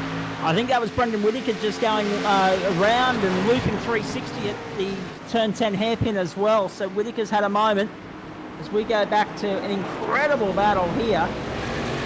5 cars involved in this battle at the moment, and one of them's just got absolutely served up. The 56 is actually, I'm just seeing that Whittaker moment now. He was helped around by the 56, so the 56 has helped him there. That was Kane Baxter-Smith. Baxter-Smith has been in the headlines of the iRacing the last 3 weeks when we've been covering this. He's always been in the action. He was part of the process there, helping Whittaker around at turn 10. So the stewards will probably act on that after the fact. I didn't catch the number of the car that rode the ripple strip at turn 10 and lost turn 14 and lost 4 positions as a result. But we go back and pick up the 64 now, and that is of course Samuel Collins, of course, running the George Coolidge, Michael Coolidge inspired livery there at the moment as they head down the back straight one more time. Trent started 14th, he's now up to 7th, so he's had a good run. Very good run. I shouldn't say that, and he runs wide. Yes, I was going to say he's in front of Collins, but for how long? Jonathan Hill's ahead of him, and Chris Whittaker ahead of him. So far, it's been pretty clean and uneventful. It's only 7 laps in. Oh, someone wide of the hairpin again. It's all about keeping your nose clean and I guess pushing at the final 10 laps of the race. Keeping your nose clean is easier said than done around here. That was Laves wide at the hairpin. Collins in behind him. We've now got a rhythm of who's who, and again, I stress I'm a little bit uneducated on this because I'm going off minimal timing information that's coming through to me here. Car speed again. On a server that's about 15 seconds behind the real thing, but that's all right. We'll deal with that another time. We'll get you a subscription. I'm looking forward to it. The fact of the matter is we've got a tremendous race unfolding here. We have got pit stops underway. It is a 27-lap race, folks. We are on lap 8. So we're almost at 1/3 distance. We haven't had our safety car yet. We've got to keep an eye out as well. I just remembered for John McLaughlin to see how he's faring coming back through the third up to starting the pit lane as well, Nick. Yep, Glenn Postlewaite's just pitted.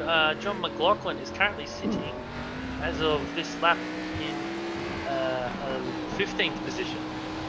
He qualified 11th, so I gotta make sure I get my numbers right. But yeah, he qualified 11th, but chose not to start on the grid, and he's now back up to 15th. And I'm just trying to figure out where Glenn Postlewaite is. How big was the field tonight, just out of curiosity? Did you have a look for where Postlewaite is? 25, no, rephrase, 24 people took the green flag. A couple others in there, such as myself and the like, to get the live feed. So we've, and I'm getting a live feed courtesy of Rob as well. So it's interesting because that means the production car race had a bigger field for the first time as well. Yes, 100%. Yeah, interesting. Now, this 10-week series continues with our coverage of the Canadian round. We've got a couple of rounds in Canada in this, don't we? Yes, we got motorsport coming up. Yeah, that's going to be fun too. But before then, we got Daytona, but the road course version. Yes, now that will be fun. That will be dead set a lot of fun. Looking forward to that immensely. Now, I'll just have a look at the leaderboard here. Chris Whittaker, the leader now from Hill and Ackland, as pit stops play out at the circuit Gilles Villeneuve. To see, I think the fuel range is roughly about 10 to 11 laps. So I dare say that when Postlewaite's are doing the sprint version and not filling up 100%, and your Chris Whittakers, your Jonathan Hills, your Trent Laves, they're going to run it out until it's empty and then see where they get to. Interesting though, because at the end of the day, it's going to be, if it's 10 or 11 laps, it's going to be a two-stopper. If you can get 11 laps out of it, you can hit at lap 5 and get home on 2 stops. If you can get 11 out of 2 stints, or you can hit at lap 6 and have a bit lighter run for the second stint. So there'll be a different couple of strategies at play here. The other option is just split it down the middle, do 9 lap stints, pit on lap 9, pit on lap 18, and therefore not have to take a full tank for the run home. So there's a few different ways to look at it.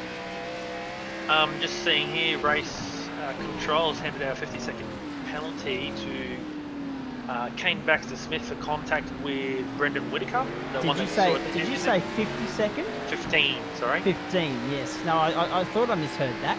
15. So that will be for the contact at turn 10 that we mentioned, that we saw on replay there. So Whittaker got turned around, got served up by Baxter-Smith on the exit. So I mean, it wasn't a. Speaking of Whittaker, Whittaker's just pitted, so Jonathan Hill's taken the lead. So Hill continues to lead in at a time where Whittaker's obviously coming to the lane, Laves is coming to the lane, or he will be coming into the lane, I should say. So I reckon when we get to this interval where the safety car or the safety truck makes its appearance, that's going to really spice things up, because where that falls, reminding you, of course, ladies and gentlemen, there's no safety car deployment in the last 10 laps here. If there was, you'd end up with a smorgasbord of cars heading for the lane and fueling up to get home, and it'd be an all-out hell for leather skelter smash bash to the flag. We're not going to have that. If you ended up going with a course car interval 13, it's going to shake up the strategy gameplay as well. It's all at the discretion of the officials, and if there's an incident that's worthy of deployment, or whether they just throw it competition style like the regular NASCAR series does. So watch that space, because there could be a flurry of pit activity when the course car comes out. There might actually not be much, depending upon who stops now and who stops later. We're at lap 10. We're almost at the end of the window for a lot of these guys that haven't yet pitted. And then, of course, if the course car was to come out in the next couple of laps, you're going to have guys that are midway through a stint. So it's not going to work into their advantage anyway. So I'm not totally sold on this being a straightforward affair tonight. Jonathan Hill and Trent Laves going through again. So maybe hanging at the back there, they got some fuel saving and they're going So they're going to get 11 laps out of their stint. Yeah. Which is exactly what you said. Glenn Postlethwaite, the first car to have pitted. I think this is Yanni Sotiiru, a new driver. I have no information on him. But it looks like Glenn Postlethwaite is the first car to have pitted and he's in 4th. It's not really a surprise to see Postlethwaite fighting back through like that, and Watmore as well. Where's Cal running at the moment? He's currently sitting in 6th. Okay. Can you see my? I've got a live stream up there as well. Yes. So let me just open that as well. That's got the tables up there, so you can actually see the table as it updates. Beautiful. And bottom right hand corner, you can see race control. Thank you very much, sir. Love your work. So. It's funny now because I've gone from Rob's feed to your feed and I've got so much more information at my disposal. You can use both. I can? Hopefully you can. I don't know how, but I'm sure you can use both. Windows maybe. I'll wait. Need to set you up with multiple monitors there, Zach. Mate, I've got 4 running at the moment, and I just don't know how I can use yours on a second. Anyway, we'll work it out. There we go, Jonathan Hill pitting in. So that's coming in via the aerial shot there at the moment. Trent Lake definitely pitting in. Yeah, he'll follow him in. Very fast. He'll be lucky to pull that up and not get done for pit lane speed. As we know, there's no speed limiters on these cars. They actually have to use their tacho. In second gear at a certain RPM, the tacho completely goes green. So that's how you know you're at the speed. So Jonathan Hill comes to a stop. Glenn Postlethwaite now takes the lead. Trent Laves is pitted as well. So it looks like Sean Evans is going through. Yep. Callum Watmore right behind him. Chris Whitaker in that green car, just as it's number 47. I don't know who that is. Coming out of the pits. And now Jonathan Hill merging out onto the track. Not very careful not to cross that line. Where did Trent? He's just merged on as well. So it's shaken out, but like you said, I don't think this is going to be a straightforward race. No, not at all. Not at all, but that's the way we like it. And safety, there still could be a possibility of a safety car, and this could shake it up. Exactly right. Exactly right. So, we'll continue to keep an eye on that. I must say, Nick, I'm swapping feeds all the time because I'm looking at, I just had race control in my window, in my ear saying safety car out, so that's good. That's going to bunch the field up right now on the back of, if you don't mind, an 11-lap run for Hill and Lade. Very nicely done. That was well played. So here's our random safety car. We'll see if there's any cars that we need to wave around. I don't think so. Oh no, Scott Griffiths seems to be the only car allowed down. Everybody else seems to be more than that, so they'll either retired or stopped. I'm surprised there's a name back here. Let's see if I can find him. If you're watching my feed there. Yes, mate, I am. Yep. Ben Snell. Started 22nd. He's only up to 21st. Now that's interesting because we normally see Snelly a little bit further up than that, in around the top 10 area. So yeah, to see him that far down, that's And I did read on the Gentleman's Club Facebook page, he was streaming the race. So has he got something up his sleeve? Oh Jesus! Somebody goes off. That's Clay Lewis. He's new to the club as well. Going off under the safety car. That'll go down well with the stewards. That'll be. All right. Just if you're watching, I'll flick it over to TV1. So we got where's Glenn? I'm just having a look here to see. I might be able to if I'm lucky, because I've got your feed open on the desktop panel. And then I've gone in. Doadrift on another one. Yeah, I was going to do it, but my computer won't let me do it. So that's. That's all right. I'll go through them here. Glenn possibly coming up to the safety truck. So let's go through the field a little bit here. We got yes, Postlethwaite. followed by Sean Evans in the Coors Light car. Callum Watmore in the Carl's Jr. as they looks like one of the cars getting the lap back. The battle of the Whitaker brothers is currently in Chris's favour in 4th. Michael Schreier in 5th and Kane Baxter Smith in 6th. I think he's still yet to serve his penalty. Jonathan Hill, who only just pitted in 7th with Trent Laves right behind him in that nice green car. Dean Ross in 9th, and then Sam Collins in the Coolig Mobile in 10th. That rounds out the 10 now. I might keep going. Got some other names who we haven't seen in a while. We've got Todd Parks here in 11th. Lockie Gardner in 12th. I'll just change it to that view. Brendan Whitaker making his recovery from the back of the field. 13. Brendan Jackson, another new name to me. In 14. Yanni. I'm just going to call him Yanni in the City Chevrolet in 15th. Daniel Ackland in 16th. John McLaughlin, just to start from pit lane burn from the stern, he's up to 17th. Young Brock Payne there, he's in 18th. Sorry, I get a better view of these cars. Kester Ward, our photographer, unfortunately didn't get to save the replay last week, so hopefully we can put a shout out and someone can get him the replay. Kester Ward here in 19th, and then rounding out the top 20 is Clay Lewis. And then Mr. Snell and Clay running, oh wow, he's having trouble with these cars. Mr. Snell in 21st, and then I believe Peter Dunham coming out of the hairpin, so he's got to catch up, and then Scott Griffiths, who I think was the wave around. Yes, he's the wave around, so he's just catching back up again. So this will put everyone back onto the lead lap, and this will probably be the last lap behind the safety truck. There's a couple in the pit lane, I just noticed. Try and catch up to them. So, such as your Kane Baxter Smith. Let's go to a blue view here. See if we can find them. No, they're all in. There's a couple in pit lane. They're just taking a stop, so they might be close on their fuel. Yep. Just having a look at the race control notes popping up on my screen that you've shared with me. The caution will have a single file restart. We knew that already. And as you pointed out, Scott Griffiths waved around. And it'll be interesting to see how all this plays out. Cal Watmore, Chris Whitaker, Michael Schreier, Jonathan Hill, Trent Laves, Glenn Postlethwaite, Sean Evans, Brendan Whitaker, Kane Baxter Smith, Brendan Jackson. Top 10 there. Race time so far, 23 minutes, 28 seconds. So we've still got plenty of time to go. We shouldn't have an issue with that time certain cutoff, which is fantastic.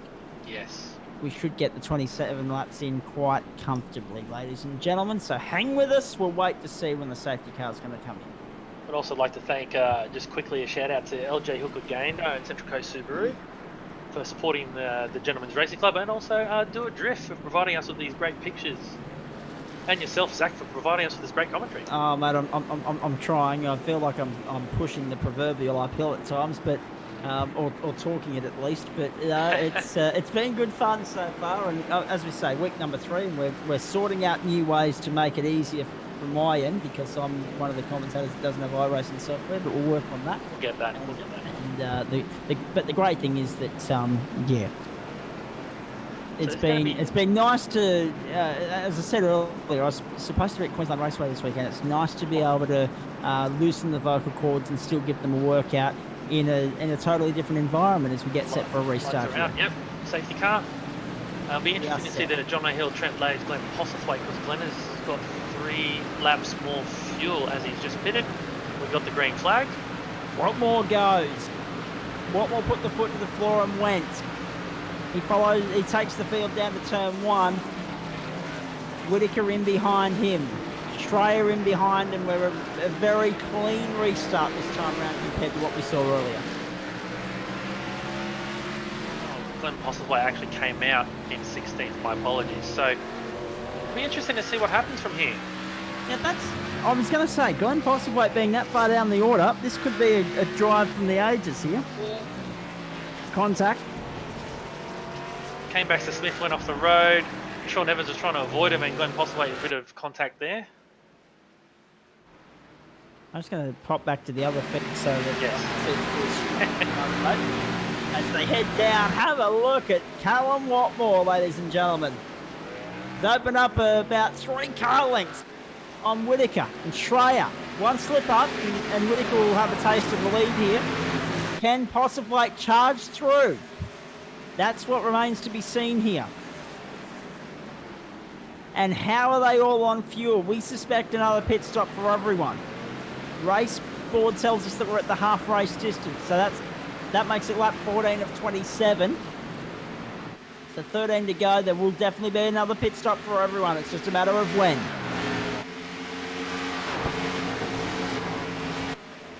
And Glenn Postlethwaite, of course, going for the hat-trick tonight after winning the last two events. Watmore smashed the curb at 14. So did Laves, so did a few others. And there's Postlethwaite coming through. Very cleanly so.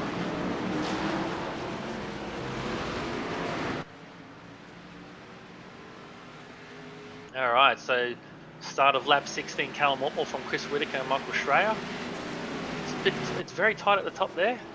And we know those guys all pitted roughly around the same time. So then we got Jonathan Hill and Trent Laves who pitted the last of the cars that are now in the top 5. So this is going to play out a fuel strategy race, which I know people want to see door-to-door kind of stuff, but this will actually make it really interesting come to the back end of the race. Absolutely. Hang tight, folks, because the next 12 laps, not only will they go by quickly, but when we get to the end there, I think you'll be surprised with just how close it is between the top 4 or 5. Watmore's got control of it at the moment. Got the lead over Whittaker and Schreier. We're on board with Whittaker. That army-like green colour on the bonnet of the car. Spot it from a mile away.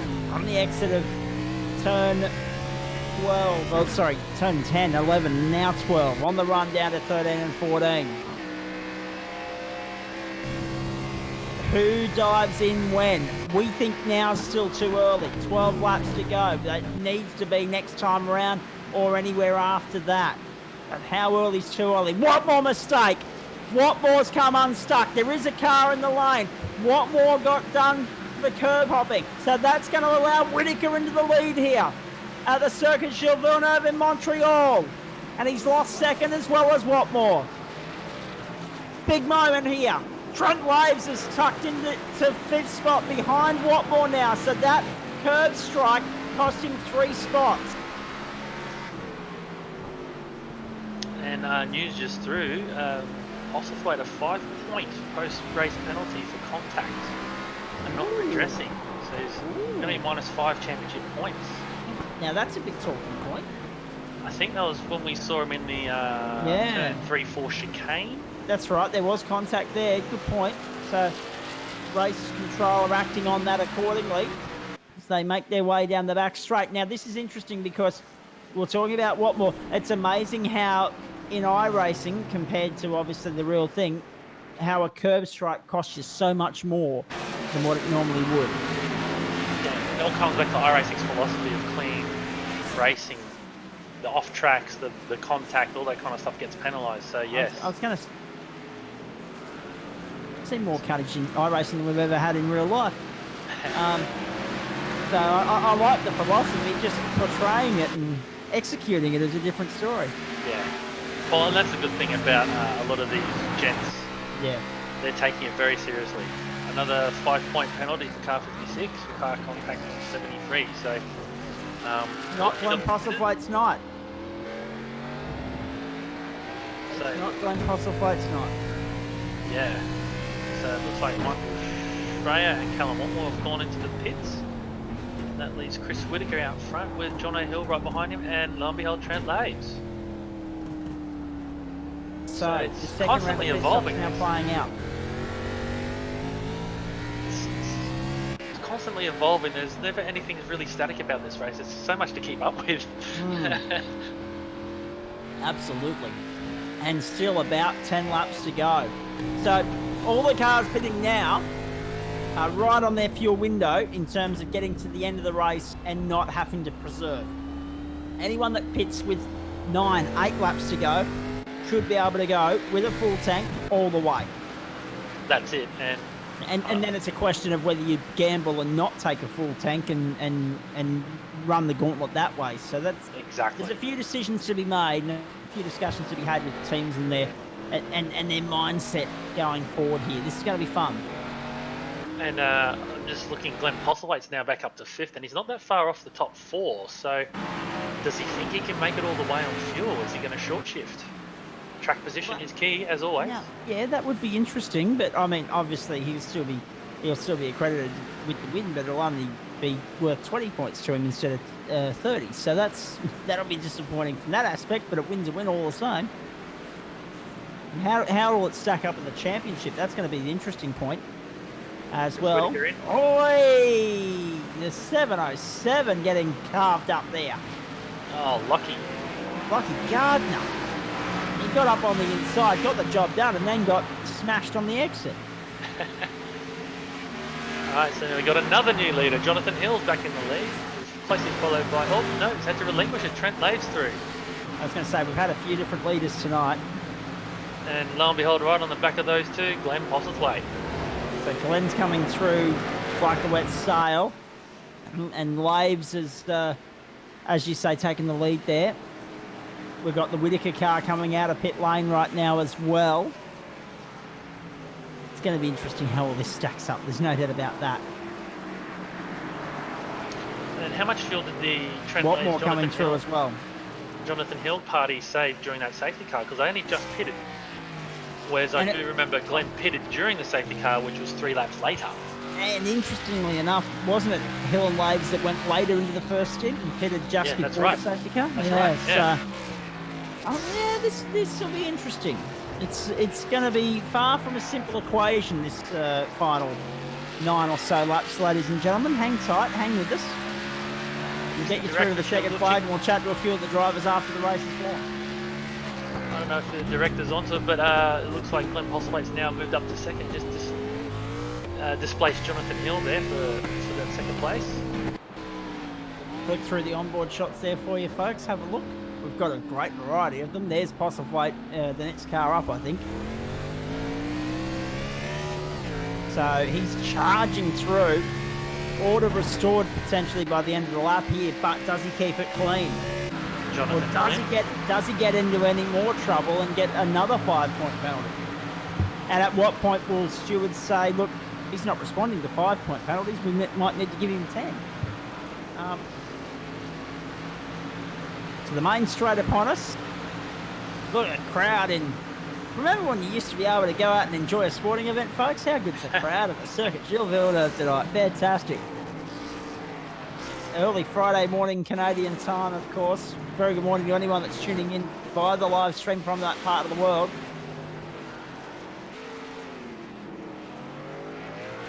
.36 is Callum Watmore. He's got the. He's in a very good position at the moment because he's pitted. He's got another stop to come, and he's going to be there or thereabouts in terms of the top 5, top 6 at the end of this thing. And that'll be a nice way of redeeming last week's performance, which was substandard by his nature, if you know what I mean. Just looking ahead, Trent Laves now has the blowtorch, and Glenn Postlethwaite's just thrown the car. There we go. At the hairpin. Postlethwaite down the inside. They're a little bit wide on the exit, the pair of them, but they gather it up. Postlethwaite's got the lead. Can Laves go with? He'll have the slipstream on the run down the back straight. Here we go. Postlethwaite will have to defend on the inside when they get down to 13. Laves will throw it down. Or will he say, no, you can lead for the moment and I'll wait for you to make a slip up. Into the chicane. Back to the main straight. We're okay. We're clean. And Postlethwaite has restored order and got the lead back in the motor race. Now it's a matter of fuel. Do they have to stop again? And when will they stop again? So much still to play out here over the last 7 laps of the motor race, folks. Hang tight. We're not done yet.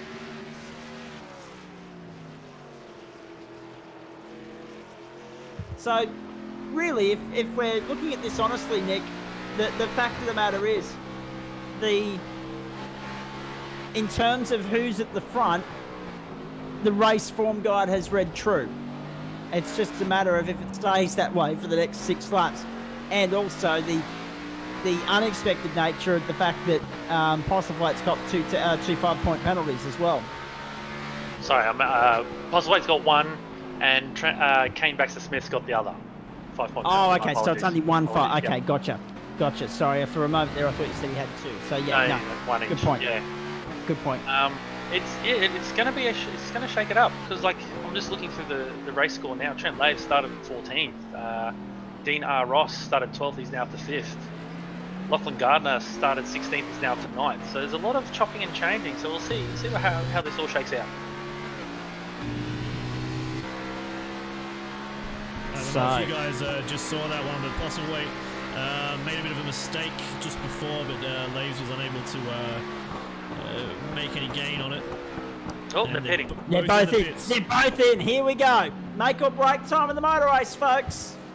Glenn Postlethwaite, Trent Laves, they've driven beautifully so far. It was a wide exit off the hairpin for Postlethwaite, as Rob pointed out, but to no avail for Trent Laves. That said, what happens here and now? 3 or 4 cars in.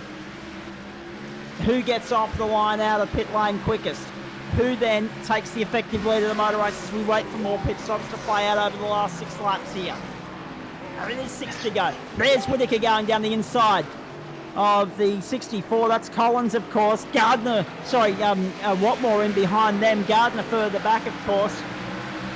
So much playing out here at the moment. It's a good thing we've got 3 sets of eyeballs on it.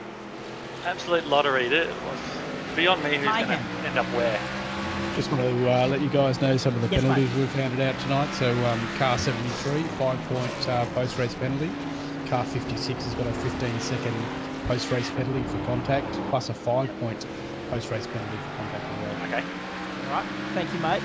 Good to know. Thank you, Nico. Appreciate that. So that's 15 seconds. So essentially Kane's really pushing it uphill at the moment to get a solid finish here, because the 15 seconds will hurt you around here. It's going to drop into roughly 19th position. From where is he now? In 11th. So we'll see how that plays out. Plus he's got a post-race 5-point penalty off his championship points. So we'll see how that all plays out. Sure. All right, this is interesting. Did Glenn Postlethwaite take tyres? He just rounded up Lucky Gardner. I'm trying to figure out who's in the lead. Yeah, that's a good point as well. My monitor's still saying Glenn, but it could be wrong. Yeah, because he had to cross the line. That's right. Because his pit box is actually beyond the start-finish line. And I just see Ben Snell has disconnected, so he must have had an unhappy night tonight. It hasn't been Ben's night, that's for sure. He was right down the bottom of the order early in the piece. All right, we have a Whittaker leading. Chris Whittaker. 4 wide on the run to 1. Did you see that? The cars there were 4 wide. John McLaughlin was in the midst of all. There he's been turned around! Oh boy, McLaughlin's been served up now. Just as we were talking about the NASCARs going 4 wide down the main straight. You'll see it on your replay in just a moment. Oh boy. He's been served up, John McLaughlin. Look at that, they were 4 wide on the main straight. Weaving their way in and out of lap traffic, and John McLaughlin's been turned around. I missed the number of who turned him around. That was Jonathan Hills. Yeah. So, let the stewards have a look at that one. There's 3 sets of eyes looking at that. Yeah. Fantastic racing here, though. Unlucky for John McLaughlin, but by gee. It's no holds barred on a Friday night. 5 to go in Montreal.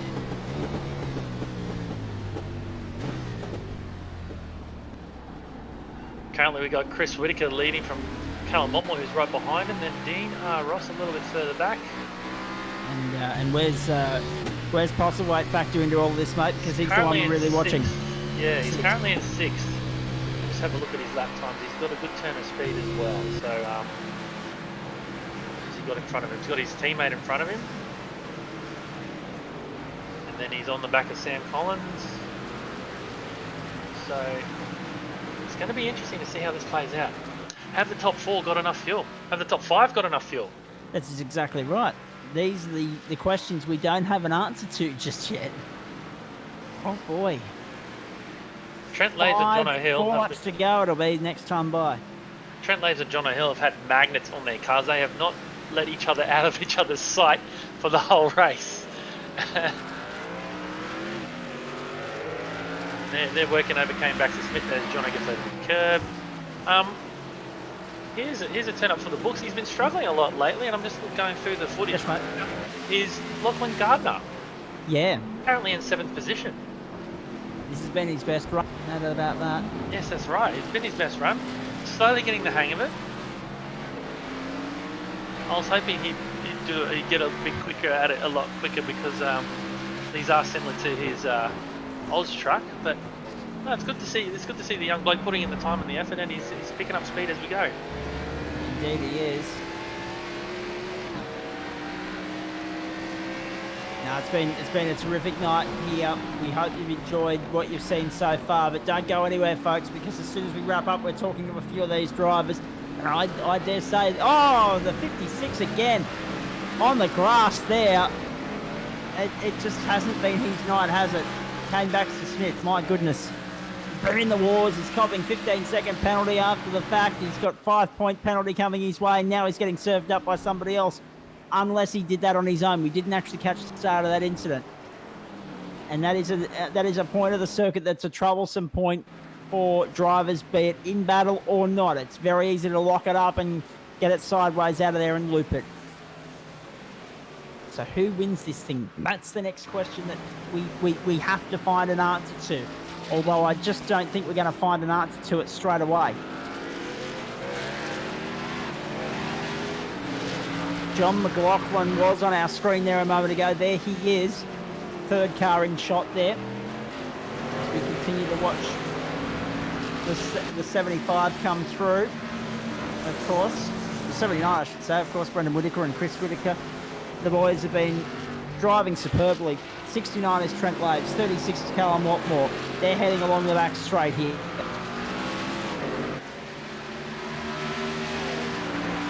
Yeah, having talked to Chris last week, as we heard, he was a bit disappointed that Posy was cruising and he was flat out. He's got control of the race. We only have 2 laps left to run, and Callum Watmore's right on his tail, and their lap times are pretty similar. So let's see how this plays out. I think it's just going to be between these two at the front. I don't think Glenn has enough laps to get back up there. No, I think you're right. Unless they've got to do a splash and dash right at the end, or unless they're going to run out of fuel on the last lap on the run home. We'll wait and see. This could be anything can happen here. It's very exciting stuff. So you're watching on your screen there at the moment. The 35 is Whitaker, the 36 is Watmore. And that was the info I was chasing. I was just looking right as screen to the timing, not the timing sheet, but to the entry list. I'd misplaced a few numbers. I didn't realise the column went one over a further. It was just it had disappeared off my computer screen. No fault of yours. It was just the way the Excel document was displaying at the time. But no, all good. 35 and 36. Whitaker and Watmore. What can Cal do? Can he find a way by? Or is it Whitaker's night? Whitaker and Watmore are lapping at exactly the same times, and the same as Postlethwaite as well. So they're all doing 41s. So there's no real change in the gaps. It's kind of steady state at the moment. Well, if I was a betting man, I'd be losing money right now, because given the previous 2 weeks, I would have thrown my money on Postlethwaite tonight. It's not going to be the case at this stage. A lap and a half from home, a lap and a third from home. It's looking like it's Whitaker's night here. I reckon we're going to hear a lot of stories about slowdowns. A lot of stories about slowdowns. Absolutely. Yeah, there'll be a blow-up or two, I reckon. Indeed, there will be. How good's Friday Night Motorsport been this week, ladies and gentlemen? We're on to the main straight now. The last lap board in the air this time. What can Callum Watmore do? Trying to track down Whitaker. So Chris has got the lead. Callum sitting second. last lap board in the air. Turn 2. The run out of there is key. Whittaker's driven faultlessly and flawlessly tonight. And Watmore's had a pretty good run too. In fact, and 100 times better than last week for Callum Watmore. He'll be happy with second. He'll be disappointed he doesn't get the W here, but he'll be happy that it's at least a finish that's 1,000 times better for him than last week in terms of the championship aspect of this gameplay. He's closed up, but he lost a little bit of ground on the exit of 6 and 7. The run down to 8 and 9 is key. You see it from the aerial shot there. Whittaker doing a great job to hold on here. And now he's just got about 6 corners to go. Half of this lap.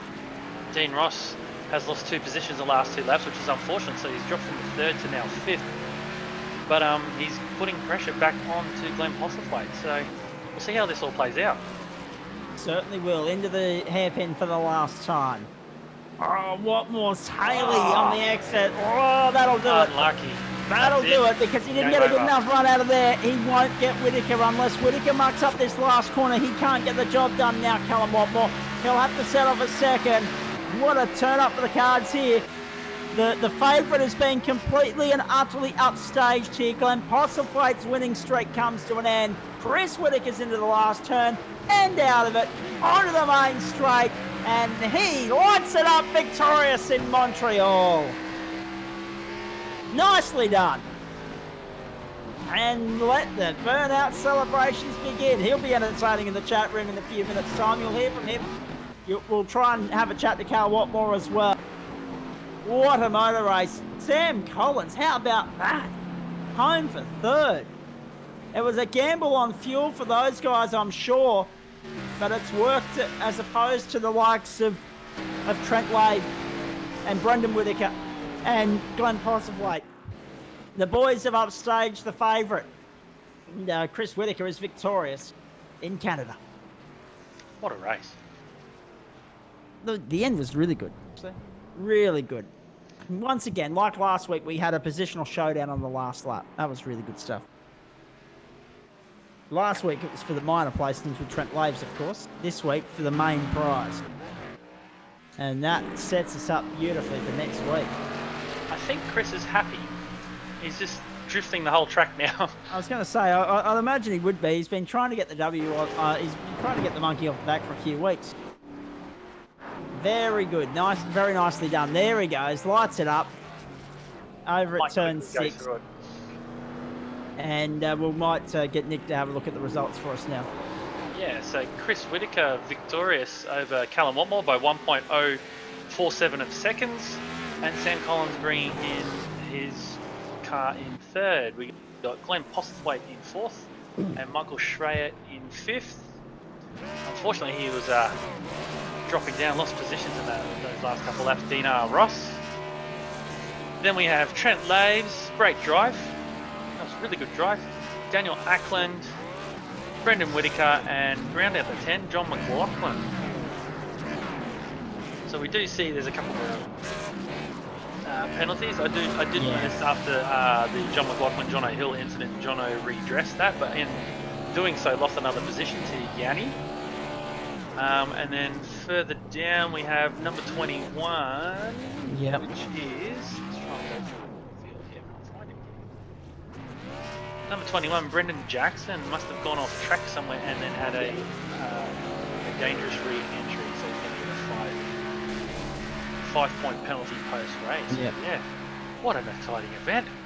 Great race. It's really good stuff on a Friday night. Or a Friday morning in Montreal. Mate, that was really good stuff. I think he just blew his motor. Yeah. Yeah, I think he did too. No, that was a good race, mate. I enjoyed it. I know you're big on your American sports. This series is delivering in spades. Oh yeah, it's fantastic. It's also good to see, familiar faces out there, familiar names, I should say, racing. Yeah, fantastic. No, it was really good tonight. Both races, production cars and the TA2 NASCARs, were great to watch. Indeed they were. And on a cloudy day at the Circuit Gilles Villeneuve on the Ile Notre Dame, the goods, the chockies, the Vickies have gone the way of Chris Whittaker And it sets us up nicely for next week because obviously Postlethwaite's picked up a 5-point penalty tonight and not grabbed the win as well. So it just shakes up the momentum of the championship just a little bit going into the next round. And of course, that'll be the start of the second half of the championship. So looking forward to all of that. We'll have some drivers come in and have a chat to us very shortly. Nick, I must admit, watching from afar, it's those sorts of races that you wish were happening in real life. There was something happening all over the circuit tonight. I know we focused a lot on that leading pack with Laves, Whitaker, Watmore, and obviously Postlethwaite. But right throughout the field, there was something happening. Oh, I didn't know where to look. I'm just glad I got access to all the cars because I could click on different cars. But wherever you look, there was someone battling somebody. There was a train somewhere, or there was cars somewhere having a good old ding-dong battle. And then to top all that off, we had the fuel strategy all play out. Because I think that safety car really put a cat amongst the pigeons there. Certainly did. The safety car, the complexity of the race, and it certainly did. Yeah. And I'll drag him into the channel in just a sec, but I think we got Nico. How was it from your perspective, mate? Oh, there was certainly a lot going on. There was 3 of us in race control, and we certainly had our job cut out tonight. I mean, there's some incidents there that were racing incidents, and we let them go. But there were certainly some incidents there that weren't addressed on track. Hence why the penalties. And it's never ideal to obviously hand out those sort of penalties, Nico. We always like to see racing decided on the track, but in this particular instance, you guys obviously felt that deemed necessary to hand out those penalties. Yeah, look, I think the overall quality of the race was really good. Yeah, definitely. I mean, the racing was fantastic. It was very exciting to watch. I can tell you, we were up in the steward's room watching it, and we didn't know where to look. Yeah. I think what's important in these races is that I think the drivers understand that if they redress on track, there'll be no penalty. So that's the most critical thing to us. If they take someone out and cause them to lose positions, then they need to redress on track. Yeah, and obviously that's something we talk about in the main game as well. You know, in real life, just do so, and you won't face the brunt of the stewards in some aspects. In other aspects, you still come and front the stewards, but. Again, the more that we can see it sorted out on track, the better, and hopefully it's a little bit cleaner in that aspect next week. That being said, NASCAR Circuit Gilles Villeneuve, Nico, I'm going to come back to you for a moment because we're waiting to just line up a couple of drivers here. So there's going to be a lot of drivers. There's going to be a lot of drivers, which will be fantastic. We won't know where to look. They probably want to talk to me, do they? Maybe we might let you escape in a moment. Nico, I might. With regards to the circuit and the car, it was a great combination and provided some spectacular racing. Yeah, absolutely. I think Nick's done a great job with that combination. I think he's done a great job so far in the 5 rounds that we've had with the TA2s. It's been some really exciting racing, and broadcast-wise, just brilliant. Rob, fantastic job. Zach, great broadcasting and great commentary. I'm trying. One other thing. We had 2 good circuits tonight. Obviously, the Okayama circuit in Japan, the circuit Gilles Villeneuve in Canada. And it doesn't matter. Personally, I love Montreal. It doesn't matter what you throw on there, and I'm sure you feel the same. Yeah, absolutely. I'm not a big. I don't drive V8 supercars very often, and the TA2, I think, as I've said to you previously, is one of the hardest cars I've ever put my feet into. I love this track in a GT3 car. It's awesome, and we may experience that in the GT3 series coming up on Monday nights. We'll come back and do some plugs a little bit later on, mate. Well, just on that one, if anyone's looking for that, if you're looking to get into that, do you want to let them know how they can get in contact for any of the other series? Yeah, look us up on our Facebook page, the Gentlemen's Racing Club. Join the Facebook page, and then we can put you in the right directions to join our leagues page. Some great prizes up for grabs. We've got Mel Porter Designs, who's put some money, iRacing dollars up for the top 3 plus most improved. So yeah, fantastic. Thanks for the support. Our sponsors have been fantastic, and the drivers. I hope you guys get something great out of this. I'm sure they will, and I'm sure we've all got something great out of it as well. Not just those of us involved in behind the scenes with the broadcast, but those of us that we'll move into the post-race show now with thanks to Central Coast Subaru and LJ Hooker Gander. Chris Whitaker, come on in, spinner. Well done, mate. First win of the championship and not before time as well. You've been there or thereabouts the last 2 weeks, and tonight everything went your way. Well done. Yeah, thanks, Zach. If you had asked me, an hour and 10 minutes ago, or told me that I was going to come out P1, I would have told you where to go. But that was incredible. I think the neighbours are awake. I think I've done a bit of a Zach for the neighbours. They're going to all be wide awake now, hearing me yelling and cheering and all the rest. But fantastic to get the number one. That was just unreal. Have you sprayed the champagne? That's the most important thing. Exactly right. During the call about Christian language, and he's delivered right on cue. He would have told me where to go an hour and a half ago. And to be fair, mate, the form guide would have said that Glenn would have won this, given that he'd won the previous two. But obviously, things worked for you tonight. Fuel strategy was good. Tyre wear was excellent. You were able to fend off Callum there in the closing stages, but not without a tremendous fight from Mr. Watmore.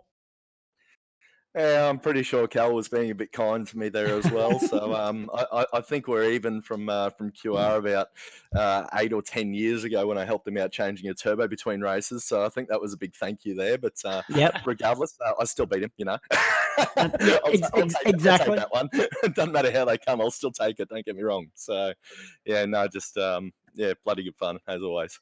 We talked about the technicalities of this circuit. There's a lot of straight line speed required here, but it's just as important to get the cornering right and get the braking right, particularly at NASCAR, where you spend so much time under brakes on these road courses. What did you make of racing these cars on that circuit? Because the spectacle from our standpoint was fantastic, but from the driver's cockpit, what did you make of it?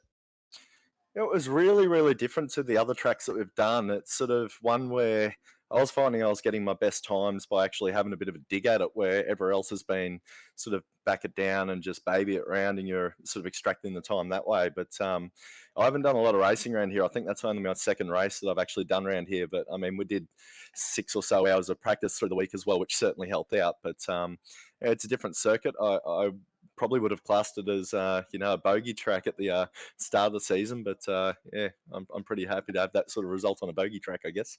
Yeah, exactly right. Set yourself up nicely for the remaining rounds of the championship. Nice little confidence booster in the right direction. I'll come back to you shortly, mate. Sam Collins, come in, mate. Let's have a chat, because that was a tremendous effort from you. Your best finish in the iRacing series thus far, and not far away from the front two at the end. You must be pretty happy with your performance tonight. Yeah, I was pretty happy with that. I think I got a third win in one of the early races, but I wasn't sure if I was going to make it there. I sort of only did some rough calculations. I only started practice today, so I did some rough calculations today, and then I was like, I can probably do 12 laps, maybe stretch to 13, but I think we had 14 to go when I pitted, and I was like, I might make it, give it a crack. A few other people seem to do the same thing, so we scraped over with, I think, 0.3 of a litre left, and then basically started spluttering out of fuel on turn 1 or turn 2. So, Oh, wow. Cut it close. Nick, I'm just looking at my chat window, just going ballistic here at the moment. So we've got plenty of drivers to go and chat to. But Sam, you mentioned the fuel window, mate. That was an incredibly important aspect of the race. Some drivers got it right, some didn't. You were rewarded with a third place finish because you got it right. And it all come back to the speculation was that if you were running flat out 10 or 11 laps, so was there a little after the safety car intervention? Oh, sorry, I missed the last little bit of that.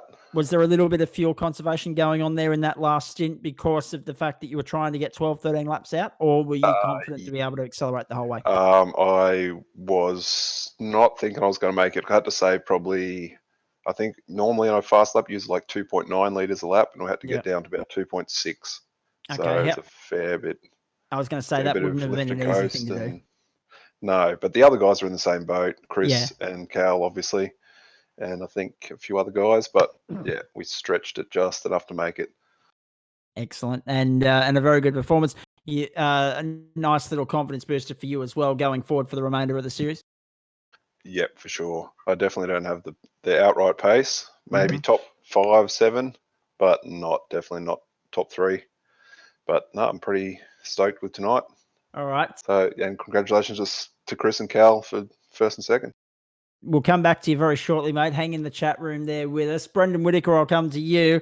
Wasn't your night, it was another Whitaker's night, but you had a couple of moments along the way. Helped, you were assisted in a turnaround at turn 10 there at one point, but in tremendous Whitaker form, you both managed to bring it home and have.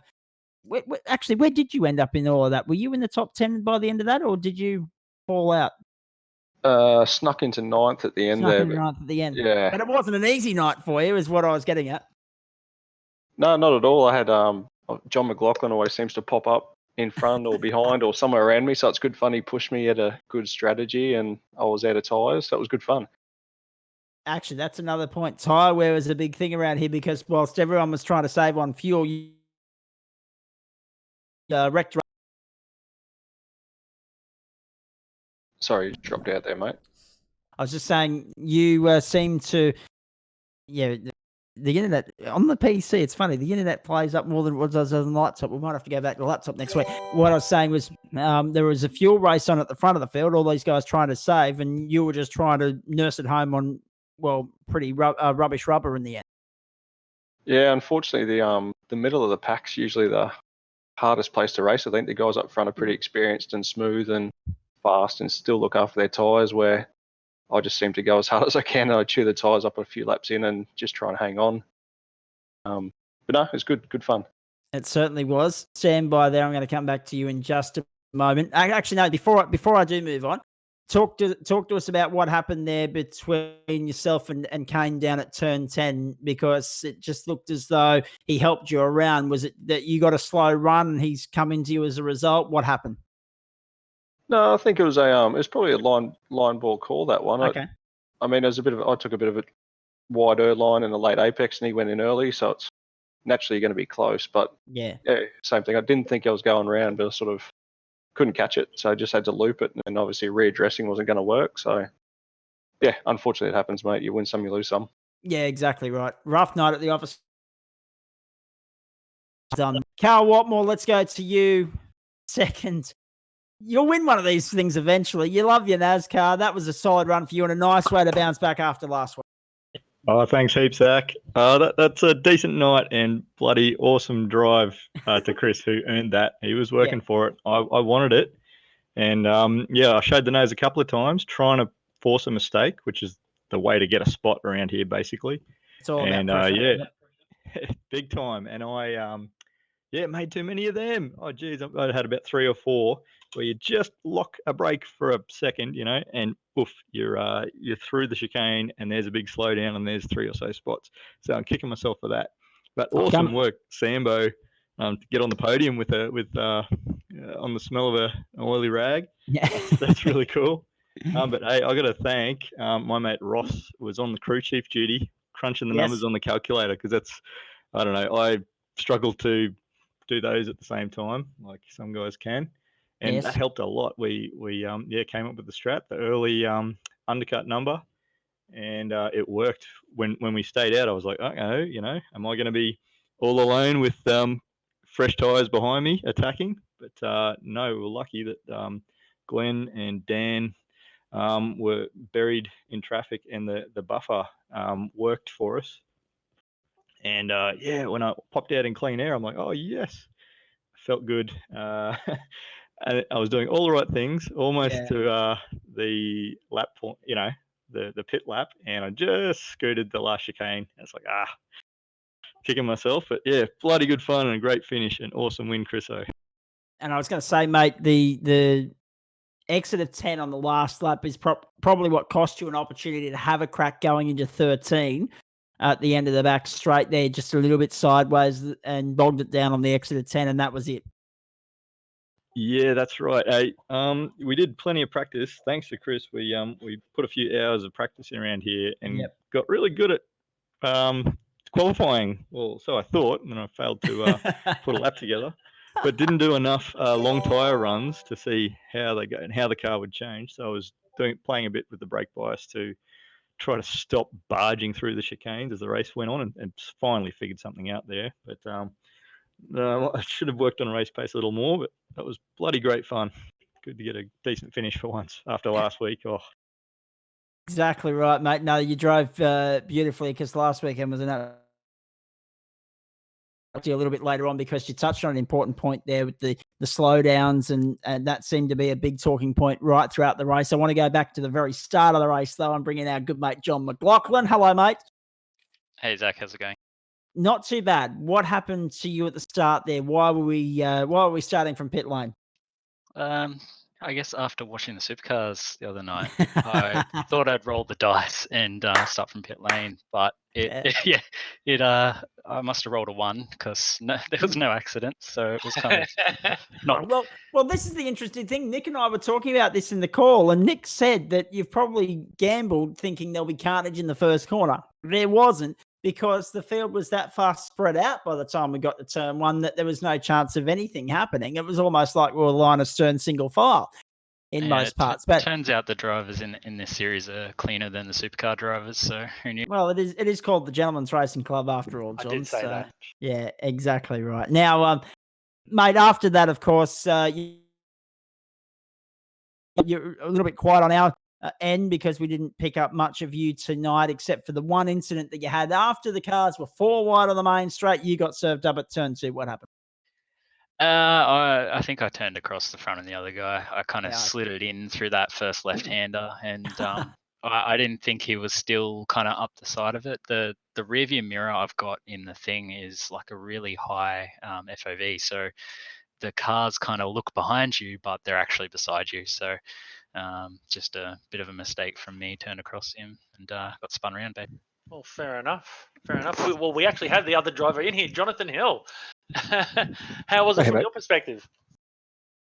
Yeah, it was pretty hairy down the start finish straight on that, and I just had the outside run, which gives you the inside for turn 2, and I thought the gap was there, and it closed pretty quick, and it was one of those things. I was either going to go on the grass and hit him harder, or what happened. Yeah, fair enough.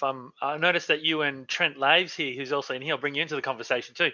You guys were going right to the end of your fuel tank. Yeah, the long strat seemed to play out and have fresher tyres when everyone's starting to run out a little bit there. But it was quite good fun, actually, carving up a little bit there towards the middle to end of the race with fresh tyres and everyone making little blues here and there, and I was just picking them off when they make little mistakes.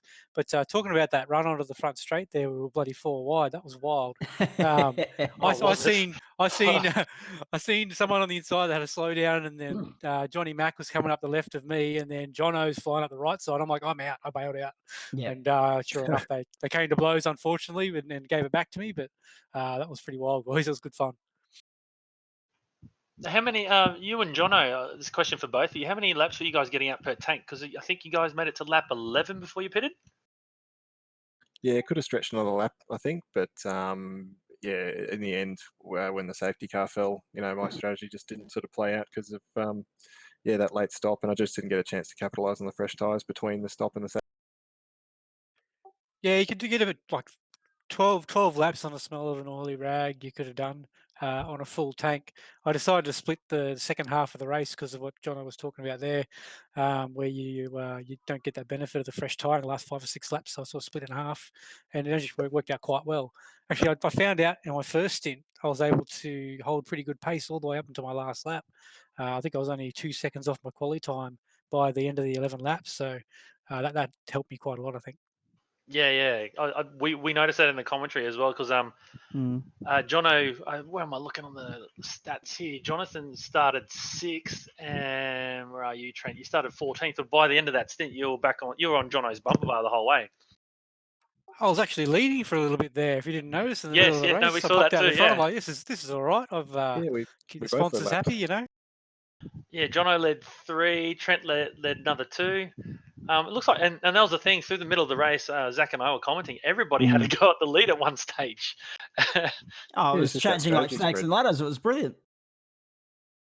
It was definitely a fantastic race with all the different strategies coming out to play. And I think the best man that played it on the day was definitely Chris, because I was sort of keeping up with him a little bit there in the first stint. Obviously, he's a lot faster than I am, but yeah, he played it really well doing the split strategy. It was awesome. We've got a lot of drivers in the chat window tonight. We want to talk to as many of you as possible, but we're also fast running out of time. We might extend beyond the 9:30 cutoff if we have to. But just to update you, John McLaughlin asked the question, which track is next at the Daytona Road Course? So that's coming up. It's not the Oval, it's the Road Course. That'll fire up a few of us next Friday night. Don't worry about that. Then, of course, motorsport, Watkins Glen, Phillip Island, and the Holy Grail, of course, on the other side of all of that. That'll be on Friday, June 5. That'll be good fun. Now, I want to take a stab in the dark here and say that Brock33 in the chat window is you, Mr. Payne. Well done. Congratulations. Solid drive last week and a not too bad result tonight. We didn't see much of you in our broadcast, mate, but tell us about the night from your perspective. Yeah, oh, well, the slowdowns really sort of mess with you around this track. So, I think I got to slow down on the first or second lap, and then followed by, I sort of got out of the rhythm, and then followed by 2 or 3 slowdowns there. So, that's sort of what put me towards the back of the field. Tried to get back, run the fuel as long as I could to try and end it, in fresh tires, but yes, sort of got back up there a little bit, but Yeah. not all the way, but not too bad. Mate, it's been a pretty good initiation for you to the iRacing Gentlemen's Racing Club. The slowdowns, though, that seemed to be a big talking point right throughout the field, and I'll get a few of the other drivers to chime in a moment on this, but I'll focus on you first. It's hard, isn't it, when you're in the middle of proceedings and you're in the rhythm, and then you have something like that come along and upset what you're trying to do and what you're trying to achieve. Is it difficult to continue to focus on the task at hand when you're getting the setbacks as you said, every lap there concurrently? Yeah, for sure. It definitely messes with your flow around the track. But I find the annoying part about the slowdowns is that, like, even if you completely mess up the chicane, you've already lost, a handful, a big chunk of time, and then they give you another slowdown on top of that. So I Yeah. think you can lose 5 seconds just by running wide, and then they want you to slow down 3 seconds. So yeah. Yeah, exactly right. But I understand it's frustrating as all hell. But I might just bring Nico back in on this for a moment because obviously he was watching it from the steward's room. They crack down hard on the off track limits here at the circuit Gilles Villeneuve, don't they, mate? Yeah, absolutely. It's probably one of the hardest tracks. Also, Spa as well is probably one of the other tracks that is very difficult, as we saw last week Yes. with incident points and off tracks. I just shout out to Sam Collins, 2 incident points over an hour of racing, fantastic. And also, then we got down here Todd Parks, awesome job. He was 9 laps down, but he had 3 incident points. But yeah, well done to Sam Collins, 2 incident points. Got to give Sam the award for that one, or the bonus points, or whatever it is. That's amazing. That's a tremendous effort. Especially around that track, yeah. And to be P3 with 2 incident points, that's fantastic. I stupidly spun by myself on my outlap from the pits and lost like 6 seconds. Sam, would you say that that safe driving obviously comes from racing in QR Sports and sedans? Yeah, you got to have your wits about you. There's some interesting drivers in there sometimes. Yes, definitely. To say the least. Interesting. Is that a polite way of saying that? They're. I don't know if I can say that on here. You probably shouldn't then. You probably shouldn't. Well, it's not so bad. Cal's not in here anymore, so it's all right. Well, go for it then. There's some gentlemen drivers. Gentlemen drivers, Yeah. but I mean, we're all pretty good with our French. Let me say that much. Hey, Chris, let me come back to you for a moment. I was obviously talking with Brock about it, and I'll come back to the youngster in just a moment because looking at the age difference between the top of the tail of the field here, I think Brock's one of our younger competitors. When we talk about the track limits, the slowdown points, a few drivers getting absolutely smashed with them tonight. Brock, how is it to continue to focus on the task at hand when you're constantly getting pulled up like that? Okay, we got about every third word there, but I'll have a crack at answering the question. Okay. In relation to track limits, I wasn't too bad. I think I was in about 2 or 3 incidents with a couple of laps to go, and then obviously with Cal sitting 0.4 of a second off my rear bumper, I was sort of taking advantage of a couple of little shortcuts just to try to get a little bit of a benefit there. Yeah, aside from that, I mean, the slowdowns obviously killed Cal tonight. I think he got 3 or 4 of them, and I gave him a wave every time he came through. But I was fortunate enough not to pick any up. I think Brendan picked one up at towards the end there as well, which sort of hurt him a couple of spots by the sound of things. But yeah, for the most part, it wasn't too bad. Indeed. I might go to. Actually, I can go back to Cal and Watmore. I'm just having a look at who's still in the chat window. Cal, your thoughts on the track limits, particularly at Montreal, and how hard it is to, not run out of line there? Yeah, Brock's point's very valid. Like it only starts calculating the slowdown once you're back on track, and you can take you a bloody long time to get back on there, and then you have to park it. So maybe there's a tricky strategy to actually minimizing the loss, like waiting in a good spot or something. But I don't know. I didn't do that. Yeah, I think that's a good idea. What some of the experienced iRacers do is wait for a slow corner, and that's where you get rid of your slowdown.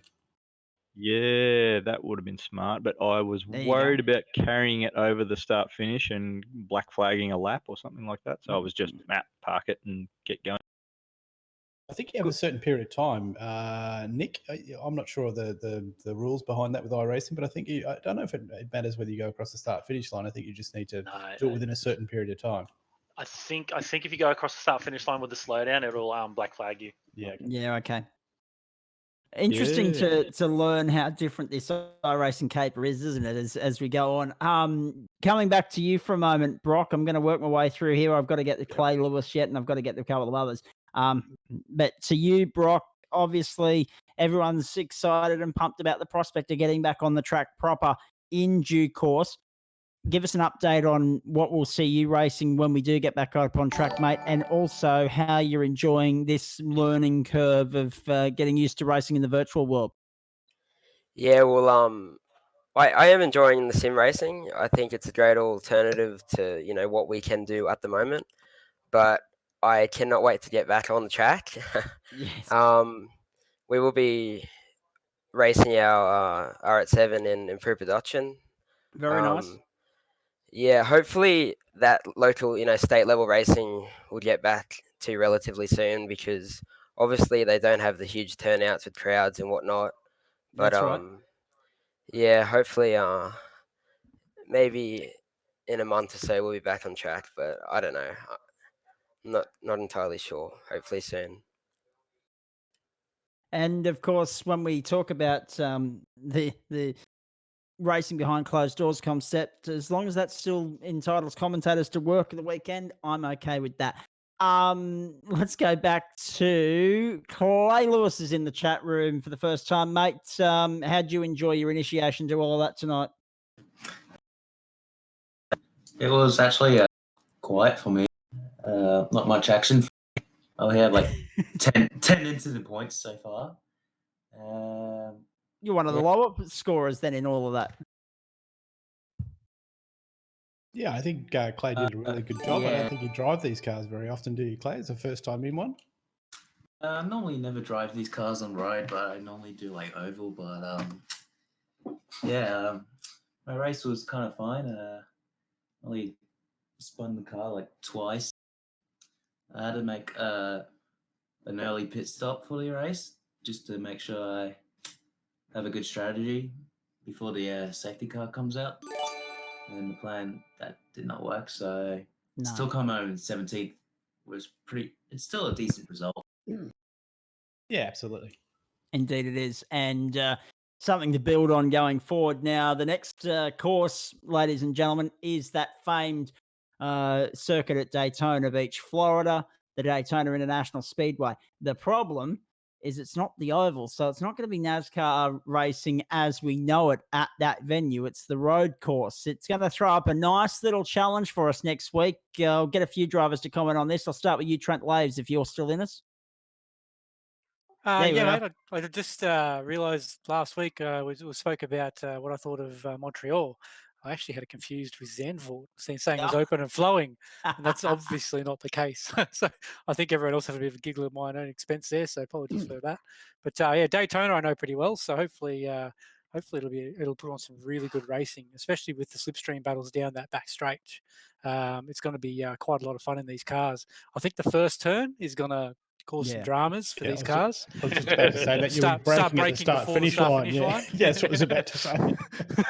Just try and back it in the best you can. I think that's going to be the key corner for the whole track. But I'm sure it'll be a lot of fun, and everyone's going to put in the hours and the practice to get it nailed down. And once we go live, it'll be every man for himself. We'll see what happens.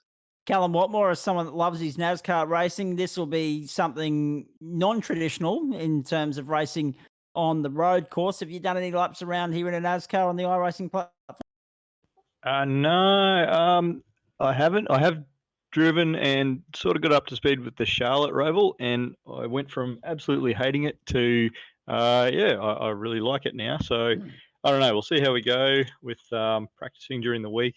Yeah. Might get a new steering wheel if we're lucky, if Australia Post finally comes, and I'll spend some time setting that up. So this week's probably just going to be a learning week, get up to speed and calm it back down. I was really happy to actually have pace with Glenn at Montreal, and really cool to race at a track that is not normally on the iRacing calendar, but the cars actually ran here. So credit to Nick and for organising the calendar to put us to a track that the real cars raced at. Marcus Ambrose won and everything. But we'd never had the chance to drive it, so that was really awesome tonight. It certainly was, and Trent, he mentioned fast flowing, and he mentioned that he meant Zandvoort instead of Montreal. But to be fair, there are two corners at that circuit, Gilles Villeneuve, that are really hard in terms of braking and lack of speed, being the two hairpins at turn 2 and turn 10. The rest of the circuit, I find, maybe not in NASCAR, but certainly in Formula One cars, to be fast and flowing. It's one of the fastest circuits on their calendar. We'll come back to that in just a moment. Chris Whitaker is the defending champion, the carryover champion, as we'll call you. I sound like Sale of the century. I come on down. Yeah, exactly. I've always wanted to be a game show host. Hey, straighten up a little bit, you blokes. Chris, your thoughts on Daytona Beach and running on the road course there?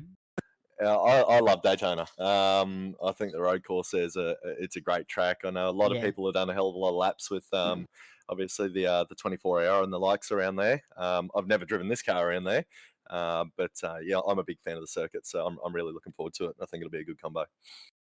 We just had a penalty a question come through on the Facebook Live post. When's the demo derby scheduled for? And at the moment, we haven't got a demo derby scheduled. If we were running on the oval course, we might have had one for you next Friday night, but we're not. We're on the road course. Although that first corner is going to be very interesting there for everything that the drivers have just said a few moments ago. Trent Laves, with regards to your results, mate, you've been there or thereabouts. Can you strike gold when we get to Daytona? Well, I don't know, mate. I'll have to find out how I go and practice against all the fast boys. But I like my chances. I can. I'm able to save the tyres quite well on the cars during the race. So my optimum quality time versus my race pace is pretty much the same. So if I can keep that up, I should be hopefully for another top 5 finish. Like I missed out on last week. I did find my strategist. I've got a new one this week. He's done a lot better job. So I managed to finish this race. So it should be good. Who do I want to go to now? I'll quickly jump across to Chris Whitaker again and then come back to Callum Watmore, actually, boys. Were you surprised that Glenn's winning streak, didn't even have a chance to extend tonight because he wasn't there when he needed to be at the pointy end? Were you surprised to see him as far down as he was? Yeah, I was really surprised to see him jump in the pits under safety car, or under safety car, whenever it was. Anyway, yeah, I was sort of looking at the numbers and thinking, oh, that's a bit of a, I don't know if they're going to make it from there. They're going to have to do some pretty serious fuel saving. And I mean, obviously, Sam's proved that it could be done, but yeah, it obviously wasn't going to be my strategy. I was always just going to go and try throw a couple of boots on it in that last stop and just make sure I had plenty of fuel to get home. So I mean, I ended up going over the line with 6.5 or 7 liters in the tank. So yeah, we did it pretty easy on fuel, but obviously I don't think there was too much rubber left. Fans texting you or something, Mr. Popular. I was going to say, Chris's phone's going off like an Instagram models at the moment. That's fantastic. How would you know? I'm only assuming. I'm only can assuming. hear. It's going ping, ping, ping, ping. Anyway, the Chris Whitaker fan club. Can we just pipe down for a moment? I just want to come back to something you mentioned. You crossed the line with 6 or 7 liters. I'm coming to you in a moment, Cal. Don't worry about that. We heard one of the other drivers, I think it might have been Brendan, saying about the tyre wear factor. Was that also a factor for you guys, or were you mainly focused on the fuel front? Yeah, at the start of the race, it was mainly fuel. I mean, I don't think anyone was ever going to get an extra lap up or anything like that. I was pretty well bang on 3 liters a lap. So, to get an extra lap out of that, you'd have to be doing pretty well. But it was more just based around the stationary time and making sure that I didn't have to go do a third stop or anything silly like that, because obviously that transit time, just as you see with Glenn, I mean, he's that much quicker than everyone. I think he out-qualified me by well over a second, so he's obviously got the pace. But that transit time just it crucified his race. And where the safety car fell didn't do anyone any justice whatsoever, because it was too early to fuel up and get home. It was too early for some people that had already been in the pit lane to fuel up. And then you would have been staring down, as you say, a potential third pit stop, and that would have just screwed your race anyway. So it was an interesting, as I said, right at the beginning of the call when we were talking about the pit window and where the safety car was going to fall, I said it wouldn't play as important a factor in terms of fueling people up and getting them home as we might have first thought. Callum Watmore, your thoughts on Glenn Postlethwaite's night, because that's where we were going originally before I sidetracked, and also your thoughts on the fuel and tyre wear, the strategy, the battle to preserve and work with making sure that you had a little bit of grip left and also a little bit of fuel left at the end of that race. Yeah, I was very lucky. Well, I was expecting Glenn to come charging through, but it was a little bit of relief when I knew he was buried in traffic. Then I heard him apologise to someone. I'm like, okay, ding, he's struck trouble. I thought I was the only one that was high-fiving at that stage. Yeah, that's right. It's like, wow. Seemed to be a general consensus, yes. Yeah, that's right. We're very busy. He was going to be charging. And we just crunched the numbers and made it so that our fuel stop was well safe, and we didn't even have to think about it once we made a key lap. Like, I didn't even look at the F4 screen the whole second half of the race. That's all I looked at. Yeah, 2 tyres was the go for a nice quick stop. And yeah, when I came out behind Chris, I wasn't sure exactly when he'd pitted, and he seemed to have pace before I'd pitted, like a tyre advantage over me. And then when we came out, I seemed to have, when I came out behind him, I seemed to have a little bit of pace. Yep. But that soon normalised once I realised I was having a lunge here and there, and Chris wasn't running deep and locking tyres. I'm like, wow, he's holding steady. He bloody earned that 100%. Oh, yeah, he certainly did. It was a tremendous drive, as it was from you as well, mate. But we're looking forward to seeing you take the checkered flag in one of the next 5 rounds. There is no doubt about that. Quickly, everyone can chime in here. Are we planning any picnics or national park walks tomorrow now that the restrictions are slowly getting lifted and, eased back a little bit? Or are we just planning on sitting on the simulator and getting ready for next week? Planning on National Park dirt bike ride, if that counts. Yeah, nice. Nice. I'm gonna going to burn some of this firewood I've got floating around in the property at the moment. Get the chainsaw out and snuggle up with some rums tomorrow evening. I think it's going to be my plan. Mate, this is the time of year where I wish, if I was still in Ballast, I wish I had a fireplace or a heater. Up here, I don't really need it yet. Maybe a chimney. Was that you just trying to chime in there, Clay? We lost you, mate. Oh, I said a chimney. A chimney? Yeah, exactly right. 100%. Now, as far as all of this is concerned, we're halfway down. We're halfway to go. Critical point of the championship, of course, next week. How everyone fares on the Roval could be a defining talking point as the season goes on. Glenn might look back at tonight and think, "Hang on, this is that might be the Achilles heel in terms of championship aspirations." How are you guys faring in terms of your plan of attack for the final 5 rounds of the season? I'll start with you, Chris, and then work my way around, because it's a point now where, yes, this is a little bit of fun, but at the end of the day, you are race car drivers. As soon as you strap yourself in, it doesn't matter whether you're into a simulator or into a race car proper. At the end of the day, there's a checkered flag and the championship on the line, and you want to win it. Where's your plan of attack lie at the halfway point? Yeah, well, pretty well exactly as you said, Zach. Like, at the end of the day, we are all racers. We're all here to win. There's no ifs, buts, maybes about it. But and if it comes down to racing, I think we'd all we'd bet on cockroaches to see which one's going to get to the other side of the house fastest. So. My plan of attack is literally just the one race at a time. There's no point looking too far forward in the championship at this stage anyway. There's not a massive disparity in points between first and fourth, for argument's sake, what Posie's achieved tonight. So it's not really going to hurt his championship chances or anything like that, I don't think. No. A DNF would hurt him, or finishing P20 or something like that. But at this stage, it's just do the best that you can each round. We're obviously sharing the love each round with our personal sponsors with the Frankenscapes livery today. I saw that. That was very good. That's it. The GCG Turbos won last week. We'll have Adventure 4x4 and Auto Electrics coming up. Diversion Garage coming up as well.